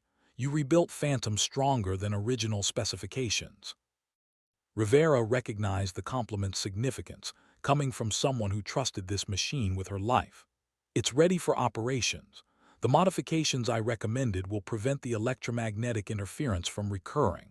Until those are implemented, be cautious about simultaneous radar and electronic warfare activation against sophisticated air defense systems." Volkov nodded, processing the information with systematic attention. I fly in 6 hours. Different mission, similar profile, complex air defense environment. Knowing that Phantom is completely reliable changes my tactical options, lets me fly profiles I'd avoid with questionable aircraft. She extended her hand, the gesture formal but containing genuine respect. You're one of the best maintainers I've worked with. Phantom and I are fortunate to have you. Rivera shook her hand, felt the significance of acceptance from someone who valued competence above all other qualities. Keep the aircraft flying, bring it home safe. That's all I ask. He departed for the accommodation, his body moving on autopilot, his mind still processing the events of the past 72 hours. The room was military standard, clean and functional, the bed feeling impossibly comfortable. He set his phone alarm for 12 hours, sent a text to Emma saying he'd be home soon, then collapsed into sleep that claimed him instantly. The return to Virginia occurred on a C-17 transport that carried Phantom in its cargo bay. The Super Hornet secured with chains and restraints that looked inadequate for 30 tons of aircraft, but had been engineered precisely for this purpose. Rivera sat in the forward passenger compartment, his maintenance equipment stowed, his body recovering from the extended repair sequence, but his mind already shifting toward the modifications required to prevent electromagnetic interference across all 3 Wraith aircraft. Commander Reynolds met the flight when it arrived, his presence indicating both command interest and probably mission brief for whatever operations were continuing. He waited until Phantom was safely offloaded and secured in the hangar before approaching Rivera with an expression that suggested complicated news. Phantom's mission was successful. Volkov performed strike operations against a secondary target using the profiles your repairs enabled. The aircraft performed flawlessly. Reynolds paused, measuring his next words. Admiral Caldwell wants to meet with you. She's coming to the facility tomorrow. The statement contained implications Rivera could only partially interpret. Flag officers didn't visit facilities to thank maintenance personnel for field repairs. Something larger was developing, some organizational shift or operational change that required his direct involvement. Sir, I'm available whenever the Admiral requires. Reynolds smiled slightly. She's not coming to give you more work, Rivera. She's coming because the Secretary of Defense asked about the maintenance quality that kept a classified aircraft operational after combat damage in hostile territory. Your name came up. Your work came up. The example you set came up. Understanding arrived slowly, pieces connecting into a larger picture. The Pentagon was studying the Wraith program, evaluating its success, considering expansion. Rivera's role had become visible to people who made decisions about programs and budgets. Sir, I just did the maintenance work that was required. I'm not sure what that means for Pentagon briefings. Reynolds' smile widened. It means that sometimes doing your job with extraordinary competence has consequences beyond the immediate task. It means that Admiral Caldwell's decision to offer you this position is being validated at levels where validation affects programs and people. He gestured toward the hangar where Phantom sat surrounded by maintenance equipment. Take tomorrow to rest. Spend time with your daughter. The Admiral arrives at 1400. Wear something clean. Rivera spent the evening with Emma, listening to her stories about school and friends, helping with homework that seemed impossibly complex for a 7-year-old, reading bedtime stories that she'd memorized but still wanted to hear. When she finally fell asleep, he sat in the living room of their apartment and tried to process the transformation that had occurred since that rainy night outside the Pentagon. He'd been pushing a maintenance cart, working 3 jobs, surviving rather than living. Now he maintained aircraft for missions that mattered, worked with pilots who operated at the absolute edge of capability, contributed to operations that protected people who'd never know his name. And somehow, through competence and commitment, he'd attracted attention from people who made decisions about programs and careers. Admiral Caldwell arrived precisely at 1400, her staff car pulling up to the hangar where Rivera waited in his best business casual clothes, his military bearing instinctive despite years of civilian life. She dismissed her aide with a gesture, then approached Rivera with the direct attention of someone who didn't waste time on social pleasantries. "Walk with me," she said, turning toward the flight line where all three Wraith aircraft sat in precise alignment. They walked in silence for a minute, Caldwell's pace measured, her attention seemingly on the aircraft but her awareness clearly encompassing the entire facility. When she finally spoke, her voice carried the weight of decisions already made. "Commander Reynolds briefed me on your field repair work at Al Udeid. 72 hours of sustained operations, repairs that exceeded original specifications, identification of a design flaw that could have compromised all three aircraft. That's not just technical competence, that's leadership." Rivera kept his eyes forward, uncertain where this conversation was heading. "Ma'am, I appreciate the recognition, but I was just doing the maintenance work that was required." Caldwell stopped, turned to face him directly. "That's exactly why I recruited you. You don't see excellence as exceptional, you see it as the baseline. You don't negotiate standards based on circumstances. You meet the standard regardless of conditions. That's the culture we need in Wraith, across every function at every level." She resumed walking, leading him toward Revenant. "I'm expanding the program. 6 more aircraft, 12 more pilots, 24 more support personnel. I need someone to lead the maintenance division, someone who understands that these aircraft and these missions require commitment beyond normal duty standards." Understanding arrived completely. She wasn't offering recognition, she was offering responsibility.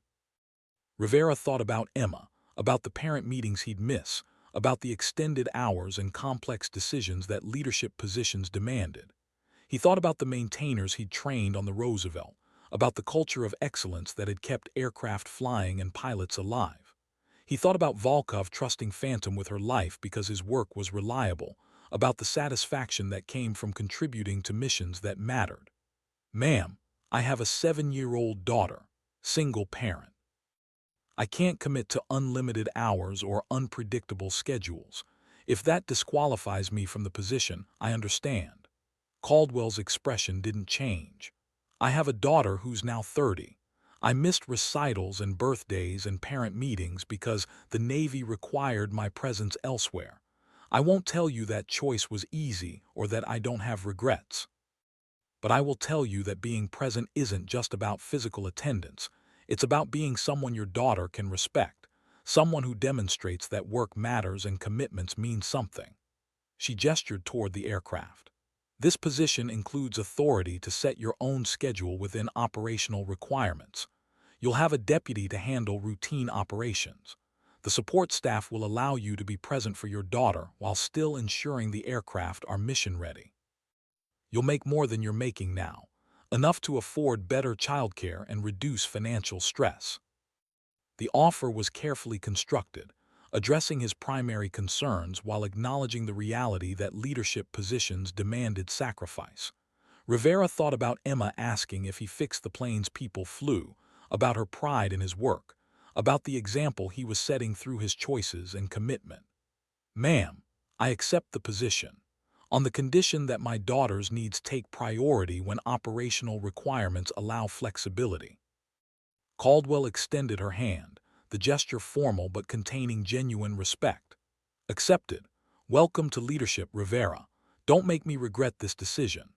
They shook hands, the contact sealing something beyond employment agreement, acknowledging mutual respect and shared understanding of what excellence demanded. Caldwell departed with the efficiency that characterized flag officers, her staff car disappearing down the access road within minutes.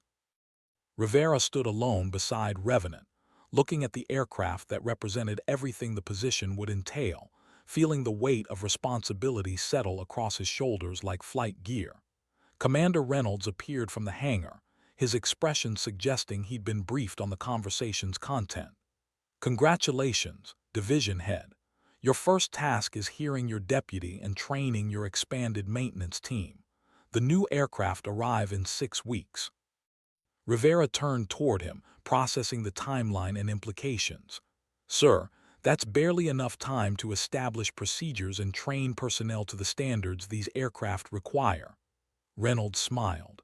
"Which is why Admiral Caldwell selected someone who doesn't make excuses about timelines, Figure it out. That's what leaders do. The following weeks were intense focus. Rivera interviewing candidates for deputy position, selecting technicians for the expanded team, developing training protocols that would instill the culture of excellence that kept aircraft flying and pilots alive. He found a deputy in Chief Petty Officer Sarah Mendez, retired Navy aviation maintenance with command experience and the systematic attention to detail that complex operations required. The expanded team included maintainers from multiple services, each bringing specialized skills that contributed to the collective capability. Rivera established standards from day one, made clear that adequacy wasn't acceptable, demonstrated through his own work what excellence looked like. The new aircraft arrived on schedule, 6 additional Super Hornets with the same modifications that made Wraith aircraft unique. Rivera supervised the receiving inspections personally, ensuring that each bird was documented and understood, that his team learned the systems before aircraft became operational. Volkov volunteered to work with the maintenance team, conducting training sessions that explained pilot perspective on maintenance quality, describing how maintainer decisions affected tactical options and mission success. Emma adjusted to her father's new responsibilities, understanding that he had important work, but appreciating that he was present for school events and weekend activities, that financial stress had decreased, that he seemed more satisfied with his life. She continued drawing airplanes, now adding maintenance equipment and technicians to her pictures, asking detailed questions about hydraulic systems and composite repairs that suggested her father's work was becoming her interest. 6 months after Admiral Caldwell's offer, the expanded Wraith program conducted its first major operation, 12 aircraft supporting a classified mission that required coordination across multiple time zones and integration with ground forces, whose names Rivera would never know. He monitored the operation from the Maintenance Control Center, watching telemetry data from 12 aircraft simultaneously, coordinating with his team to address emerging issues, ensuring that every bird remained mission-capable throughout the operational window. All 12 aircraft returned safely, their pilots reporting exceptional performance, their post-flight inspections revealing only minor maintenance items that were addressed immediately. Admiral Caldwell attended the debriefing, her presence indicating the operation's significance. When the briefing concluded, she approached Rivera directly, her expression carrying satisfaction. 12 aircraft, complex mission, hostile environment, 0 maintenance failures. That's the standard, division head. That's why the program is expanding again. Rivera felt the satisfaction that came from validated leadership, from standards maintained across increased complexity, from culture established through consistent example. "Ma'am, it's what the mission required. My team delivered." Caldwell smiled, the expression rare but genuine. "Your team delivered because you established expectations and demonstrated commitment. That's leadership. That's why I found you pushing a maintenance cart through Pentagon rain and decided you belonged here." She departed, leaving Rivera with his team and the 12 aircraft that represented their collective expertise. Chief Mendez approached, her expression carrying pride and perhaps gratitude. "The team wants to take you out for celebration. They appreciate what you've built here, the culture you've established, the respect you've shown them." Rivera thought about acceptance speech protocols, about leadership visibility, about the balance between command authority and team integration. "Tell them I appreciate it. But tonight I'm having dinner with my daughter. She has a school presentation tomorrow about important jobs, and she's talking about aircraft maintenance. I should probably review her material." Mendez's smile was understanding. "She's lucky to have you. The team is lucky to have you. We'll celebrate when your schedule allows." Rivera departed for home, driving through Virginia twilight that reminded him of carrier decks at sunset, of the particular quality of light that appeared before night operations. He thought about the journey from Pentagon rain to maintenance division leadership, about the transformation from survival to purpose, about the admiral who'd recognized competence in a janitor and offered opportunity. Emma was waiting with her presentation materials, eager to show him the poster she'd created with pictures of aircraft and maintenance equipment, with quotes about why his work mattered. He helped her refine the content, added technical details that would impress her classmates, told her stories about Phantom's combat damage repair that she absorbed with fascinated attention. When she finally went to bed, he stood in her doorway and watched her sleep, feeling gratitude for the stability they'd built together, for the future that seemed possible now where before it had only seemed survivable. The years that followed brought continued growth and increasing responsibility. The Wraith program expanded from 3 aircraft to 12 to eventually 24, the maintenance division growing proportionally, Rivera's leadership establishing standards that other programs studied and attempted to replicate.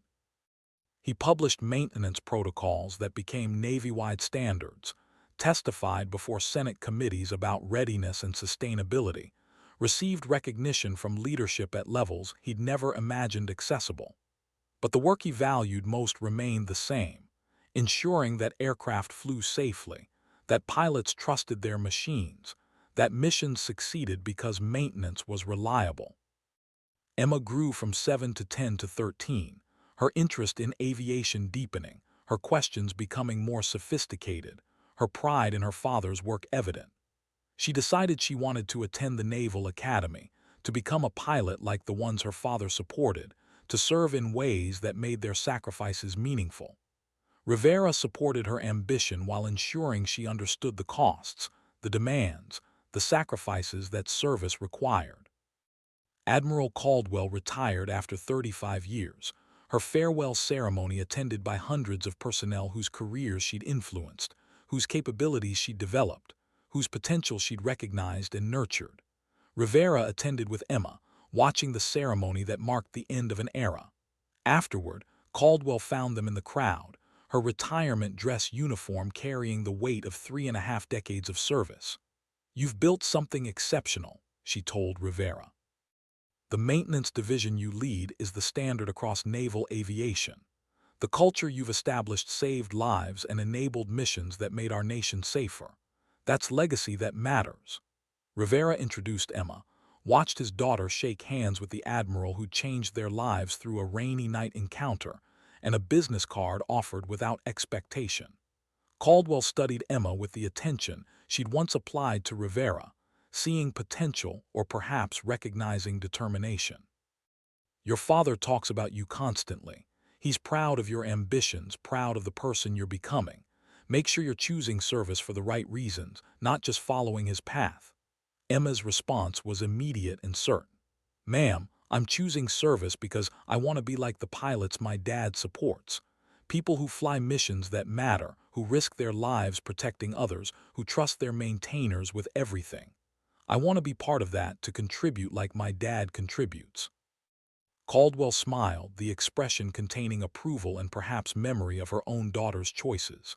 "Then you'll do well. The Navy needs people who understand service as contribution rather than career.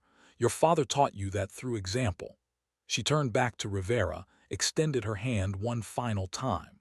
"Thank you for proving me right.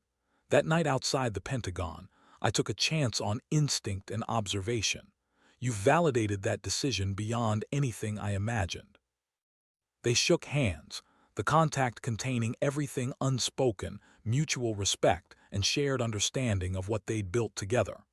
Caldwell departed into retirement, her legacy secured through programs she'd initiated and people she'd developed. Rivera stood with Emma, watching the ceremony conclude, feeling the strange mix of gratitude and melancholy that accompanied transitions. The years continued their progression, Rivera's leadership becoming institutional knowledge, his standards becoming organizational culture, his example becoming the template for how maintenance divisions should function. He trained deputies who became division heads at other programs, established protocols that reduced maintenance failures across naval aviation, testified before Congress about readiness and sustainability. Emma entered the Naval Academy at 18. Her acceptance left her arriving with the weight of achievement and the promise of futures built through dedication and sacrifice.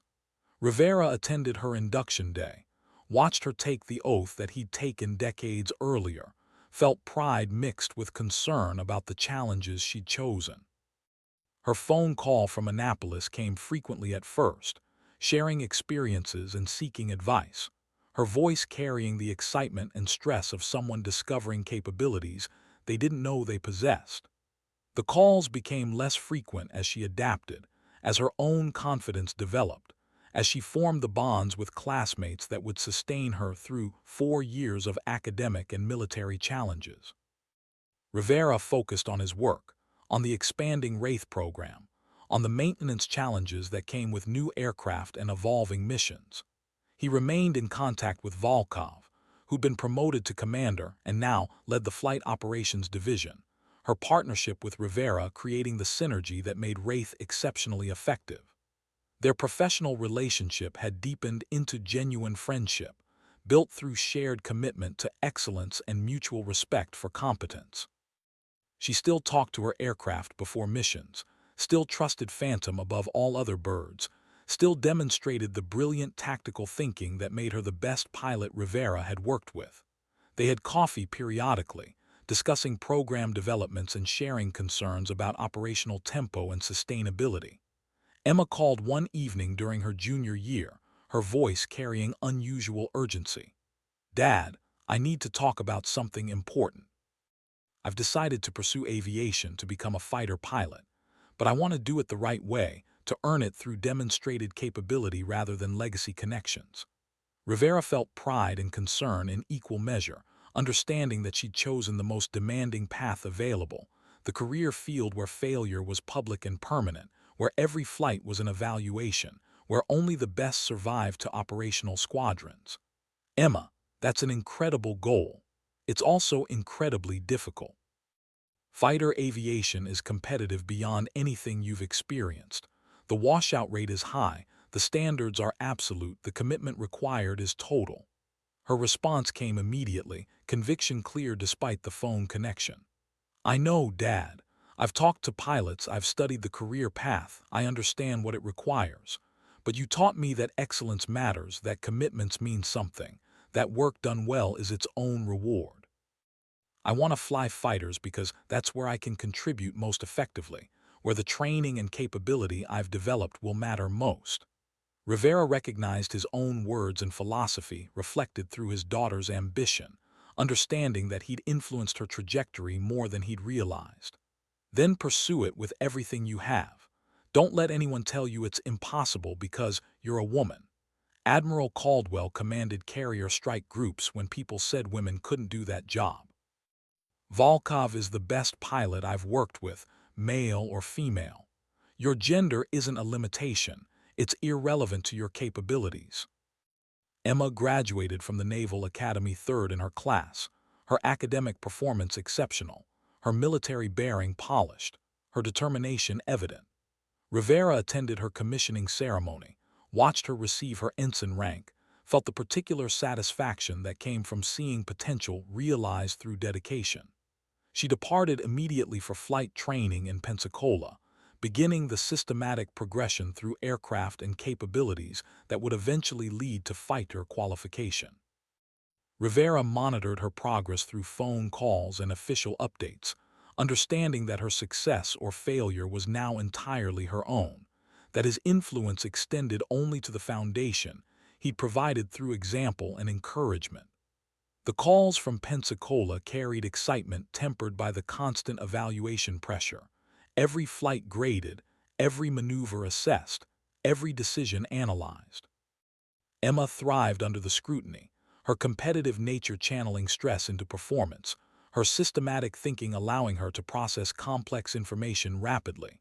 She progressed through primary training, through intermediate, through advanced jets with grades that put her at the top of her class. The fighter selection board occurred during her final months of training, the moment where careers were determined through performance rankings and fleet requirements. Emma called after the board results were posted, her voice carrying barely controlled emotion. "Dad, I got jets. FA-18 Super Hornets.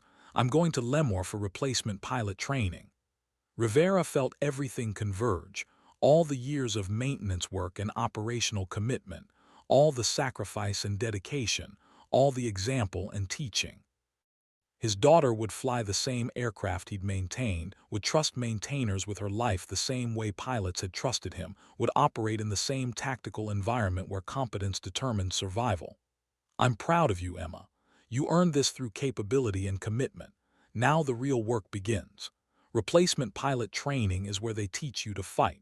Pay attention to every lesson. Trust your maintainers. Bring your aircraft home safe. Her laugh carried relief and perhaps tears.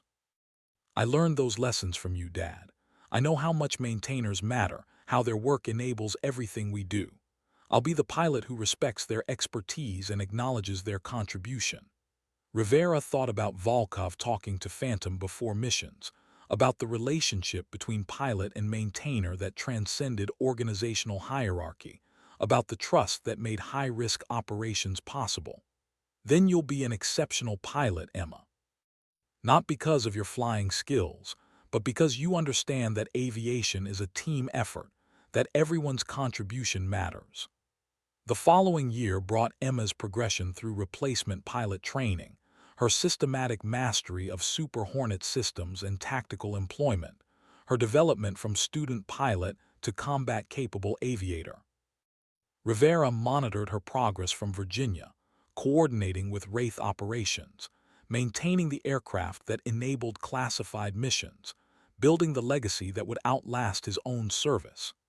Emma's graduation from replacement pilot training occurred on a bright California day, the ceremony attended by families who'd sacrificed to support their aviators through years of training and evaluation.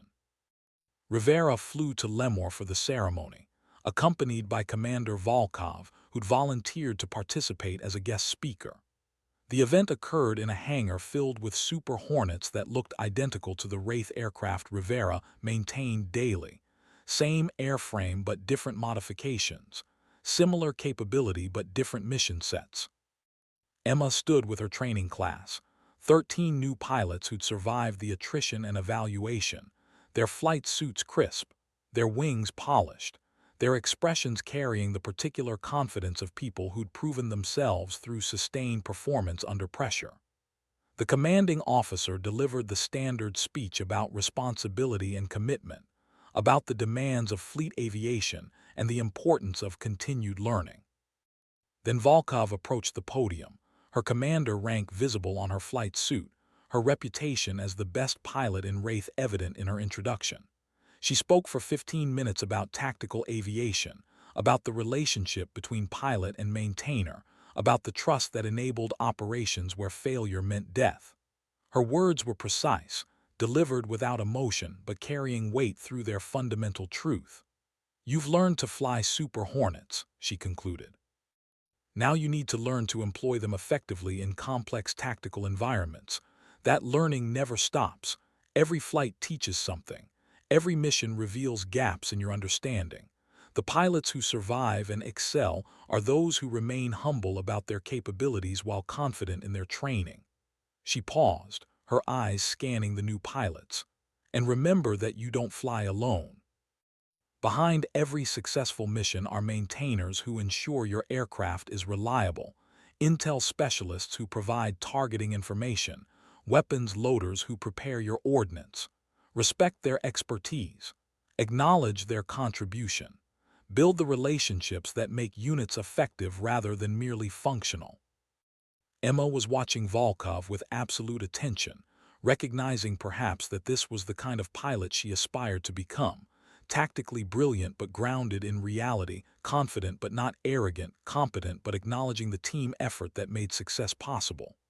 After the ceremony, Rivera introduced Emma to Volkov formally, watching two generations of aviators meet and evaluate each other.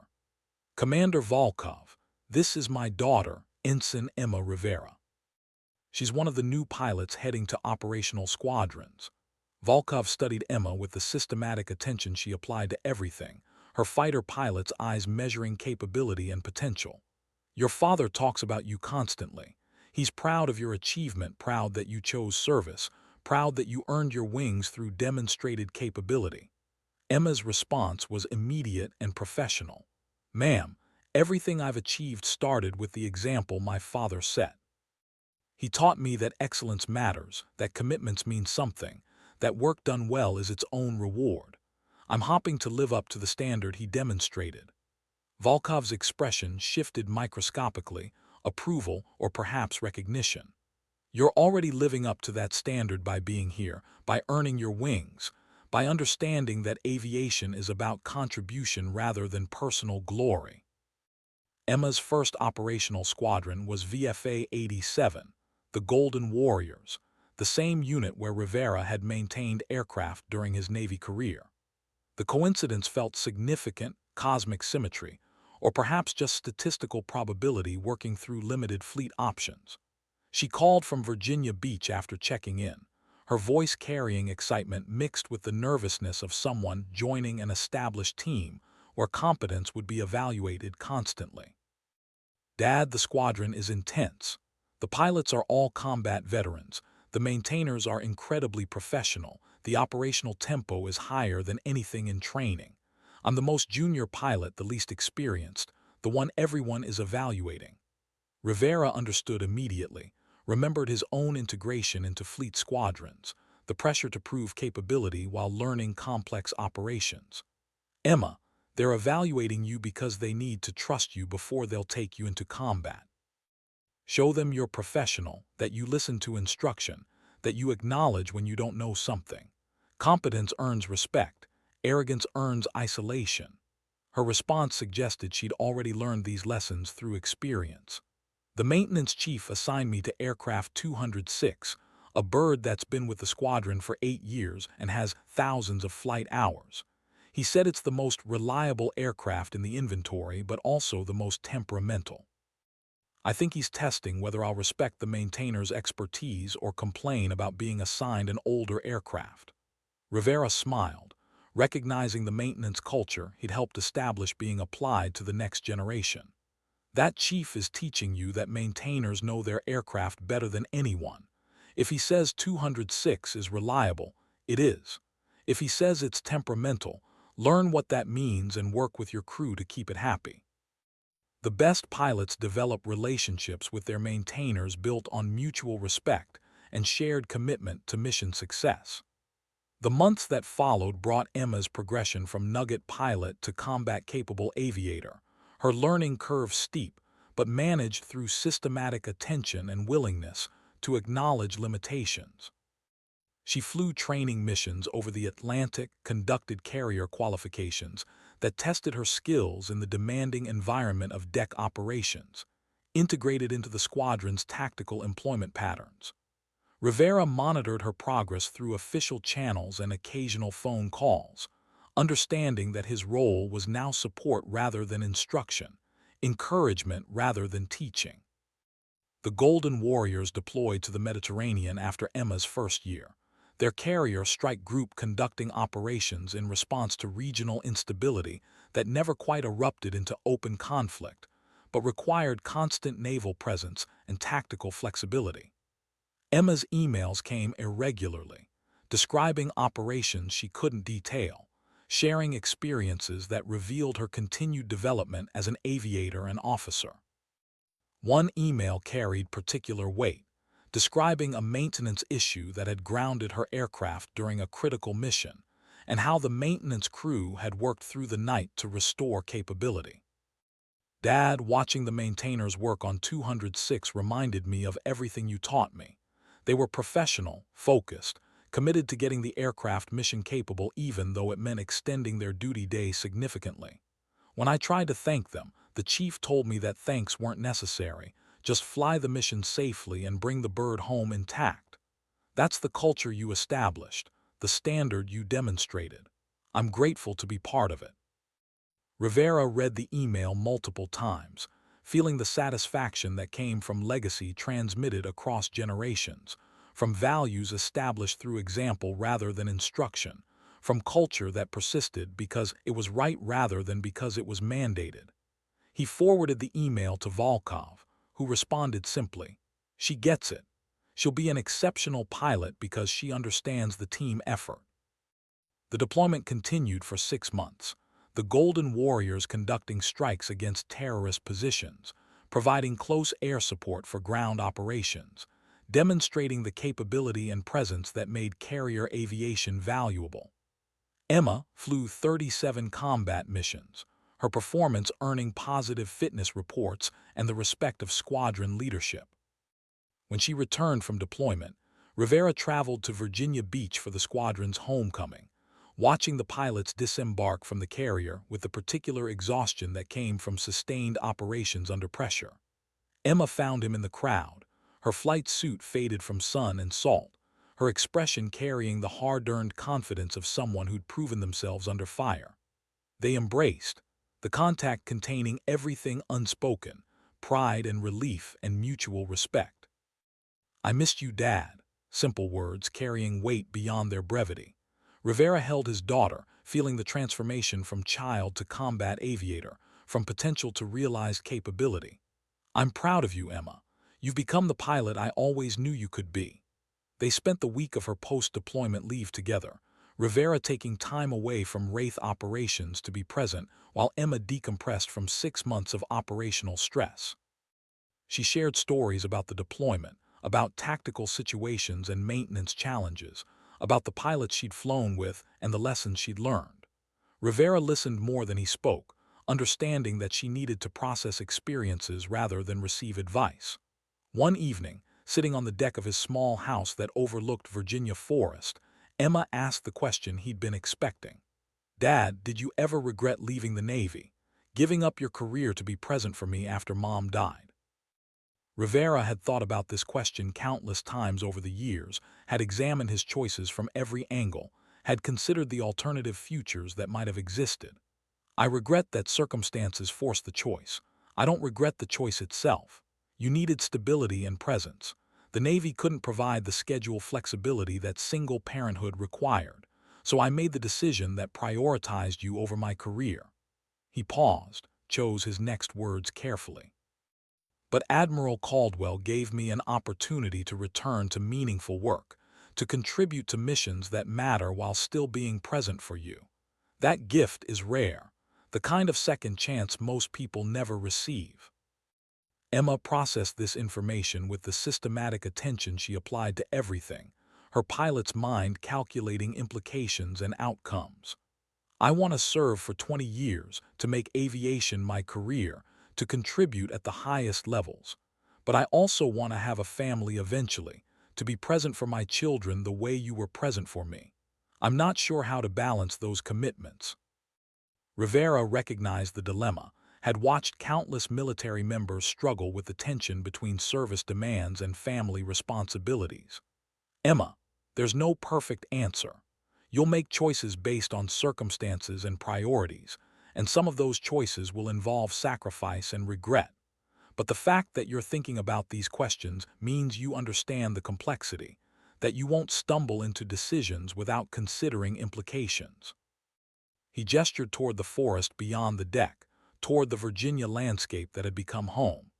"Admiral Caldwell told me once that being present isn't just about physical attendance, it's about being someone your children can respect, someone who demonstrates that work matters and commitments mean something.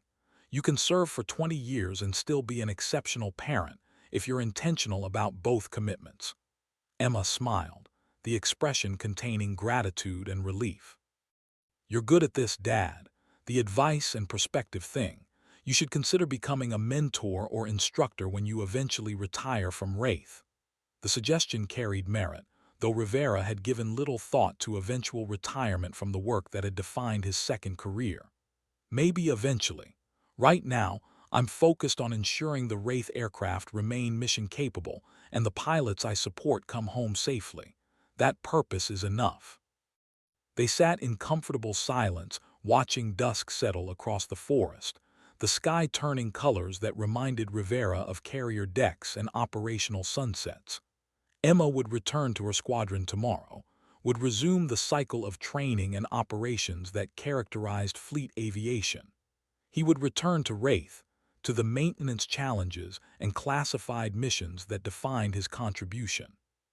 But for this moment, they were simply father and daughter, connected through shared service and mutual respect, through the legacy that Caldwell had initiated on a rainy Pentagon night years earlier.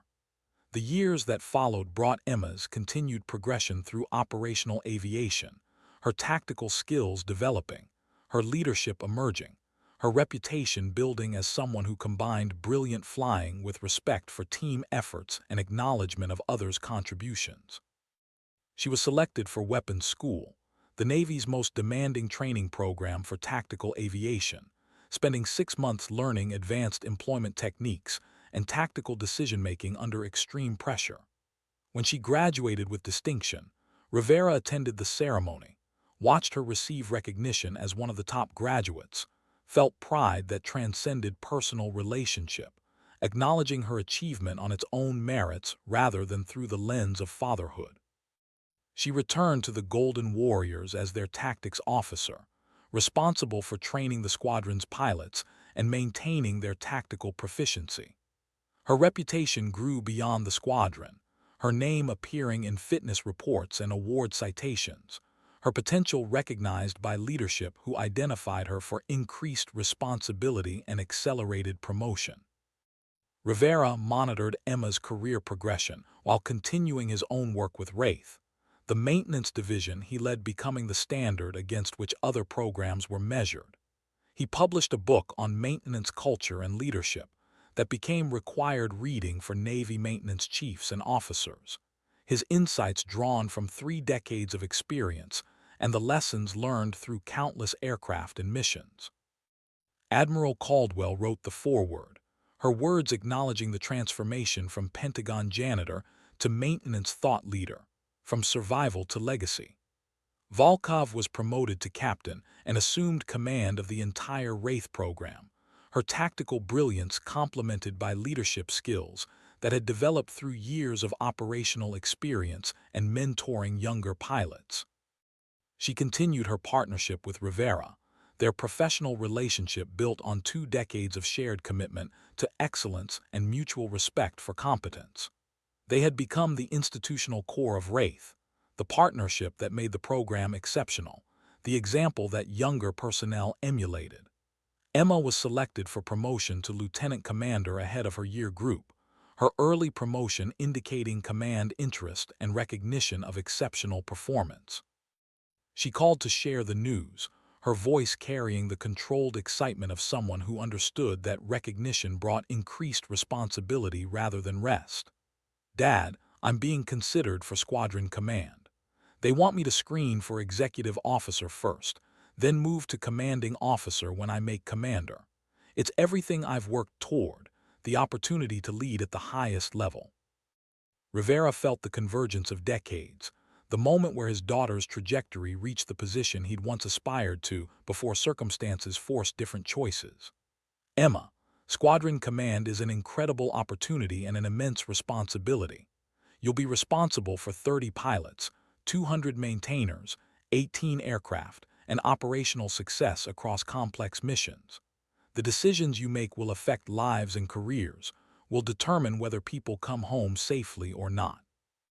His voice carried both support and cautionary wisdom born from experience. "Are you ready for that responsibility?" Emma's response came without hesitation. "Yes, Dad.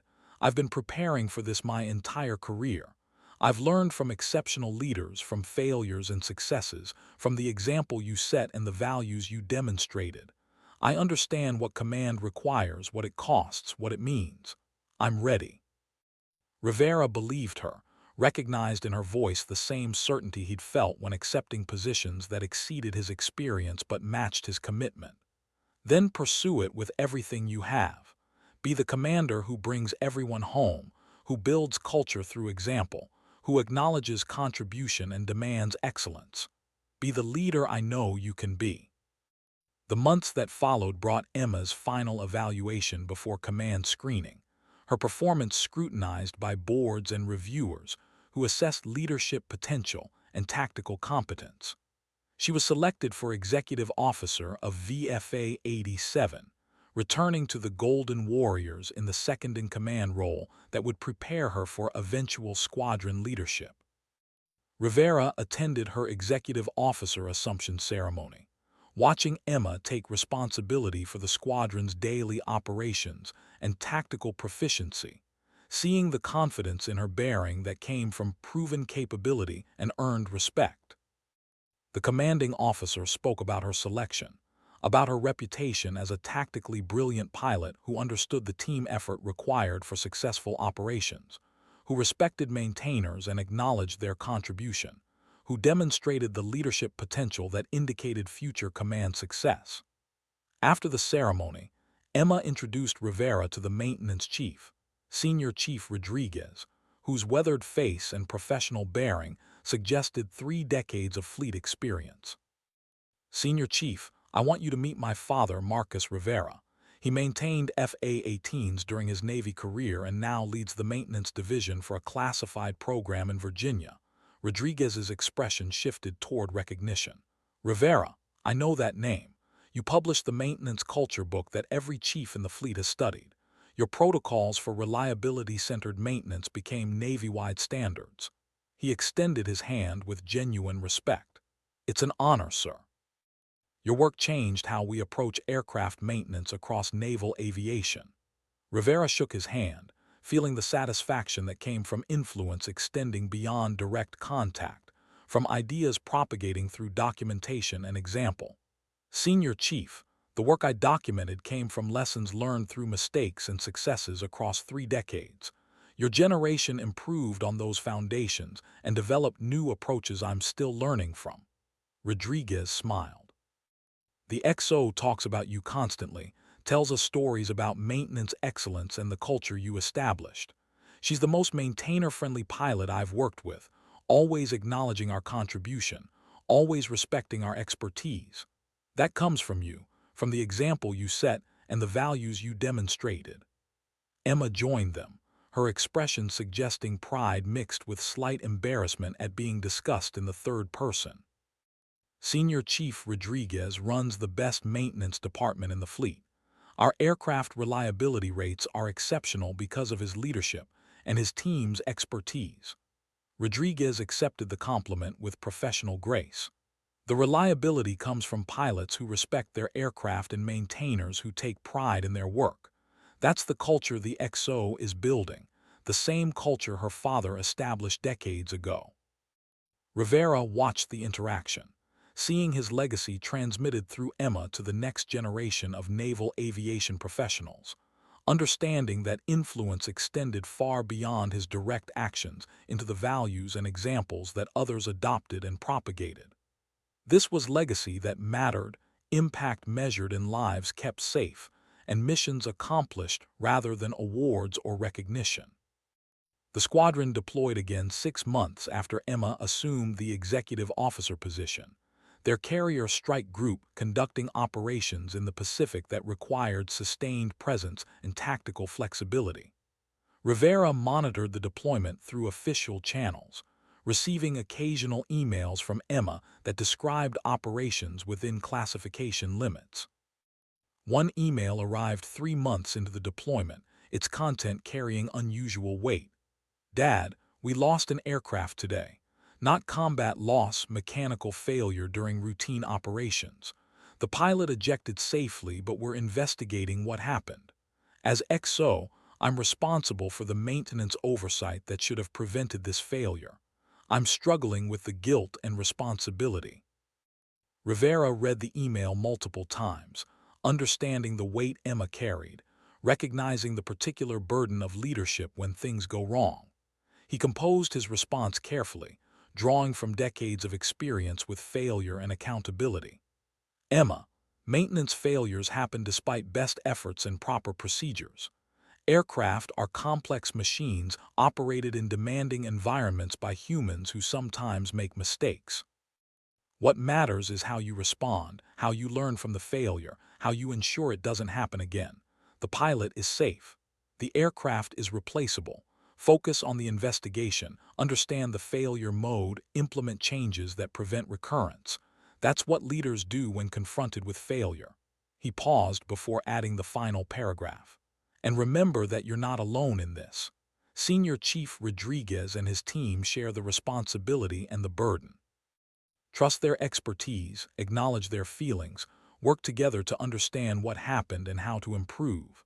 Leadership isn't about bearing burdens alone, it's about distributing responsibility and working collectively toward solutions. Emma's response came 2 days later. "Thank you, Dad. We identified the failure cause, a microscopic crack in a hydraulic fitting that propagated under stress until the system failed catastrophically. The squadron had been following all prescribed maintenance procedures, but the crack wasn't detectable through normal inspections. We're implementing enhanced inspection protocols and working with fleet maintenance to determine if this is an isolated incident or a design flaw affecting other aircraft." Her tone had shifted from guilt to problem-solving, from emotional burden to professional response. Rivera recognized the transformation, saw her applying leadership principles that converted failure into learning and improvement. The investigation revealed a manufacturing defect affecting a specific batch of hydraulic fittings, leading to fleet-wide replacement programs and enhanced quality control at the supplier facility. Emma's response to the incident earned recognition from the Carrier Strike Group commander. Her systematic investigation and fleet-wide coordination, preventing future losses across multiple squadrons. When she returned from deployment after 8 months of operations, her fitness report reflected exceptional performance under difficult circumstances. Her leadership during crisis demonstrating the qualities required for command. She was selected for promotion to commander ahead of her year group, her second early promotion indicating consistent high performance and command interest. Rivera attended her promotion ceremony, pinned on her new rank alongside the commanding officer, felt the particular satisfaction that came from watching potential realized through sustained excellence and demonstrated leadership capability. Emma assumed command of VFA 87 18 months later, becoming the squadron's 40th commanding officer and the first woman to lead the Golden Warriors in their 70-year history. The change of command ceremony occurred on a perfect Virginia day, the squadron's aircraft arranged in precise formation behind the podium. Hundreds of personnel gathered to witness the transfer of authority from one leader to another. Rivera sat in the front row, accompanied by Volkov and Commander Reynolds, watching his daughter accept responsibility for a squadron's worth of lives and aircraft and missions. The outgoing commanding officer spoke about Emma's qualifications and leadership, about her tactical competence and respect for team efforts, about her potential to take the squadron to new levels of effectiveness. When Emma took the podium, her speech was characteristically brief and focused on fundamentals rather than personal achievement. "I'm honored to command the Golden Warriors, to lead a squadron with 7 decades of history and a reputation for excellence that spans generations. My priorities are simple: bring everyone home safely, maintain the highest levels of tactical proficiency, build culture through example rather than mandate, acknowledge contribution at every level." She paused, her eyes scanning the assembled personnel. "I learned about leadership from exceptional examples, starting with my father who maintained aircraft in this squadron decades ago, and taught me that excellence matters regardless of circumstances. I learned from Admiral Caldwell, who recognized potential in unexpected places and provided opportunities that transformed lives. I learned from every pilot, maintainer, and leader I've worked with across 15 years of naval service." Her gaze found Rivera in the audience. "Dad, thank you for the example you set, for the values you demonstrated, for the foundation you provided that made everything possible. This command is partly yours, built on principles you taught and standards you established." Rivera felt emotion breaking through professional composure, pride and gratitude, and the particular satisfaction that came from seeing values transmitted and principles applied across generations. After the ceremony, personnel approached to congratulate Emma, to pledge their support, to express confidence in her leadership. Rivera watched from a distance, seeing her interact with the squadron's personnel, recognizing his own patterns and approaches reflected through her communication style and leadership presence. Volkov joined him, her expression carrying unusual warmth. "She's exceptional," Rivera. The best product of your legacy, combining tactical brilliance with respect for people and acknowledgement of team effort. The squadron will excel under her leadership. Rivera nodded, watching Emma speak with Senior Chief Rodriguez, seeing the mutual respect and professional partnership that characterized effective commands. She's better than I ever was, Captain. She learned from more examples, avoided more mistakes, developed leadership skills I never had opportunity to practice. Volkov's slight smile suggested disagreement or perhaps different perspective. She learned the foundational principles from you, Rivera. Everything else built on that foundation. Without your example of excellence and commitment and respect for others, she might have developed tactical competence but not the leadership qualities that make her exceptional. Emma's command tenure brought the Golden Warriors to levels of performance that exceeded historical standards, her leadership establishing culture through example, and her tactical expertise ensuring the squadron remained the strike group's premier aviation asset. She led them through 2 deployments,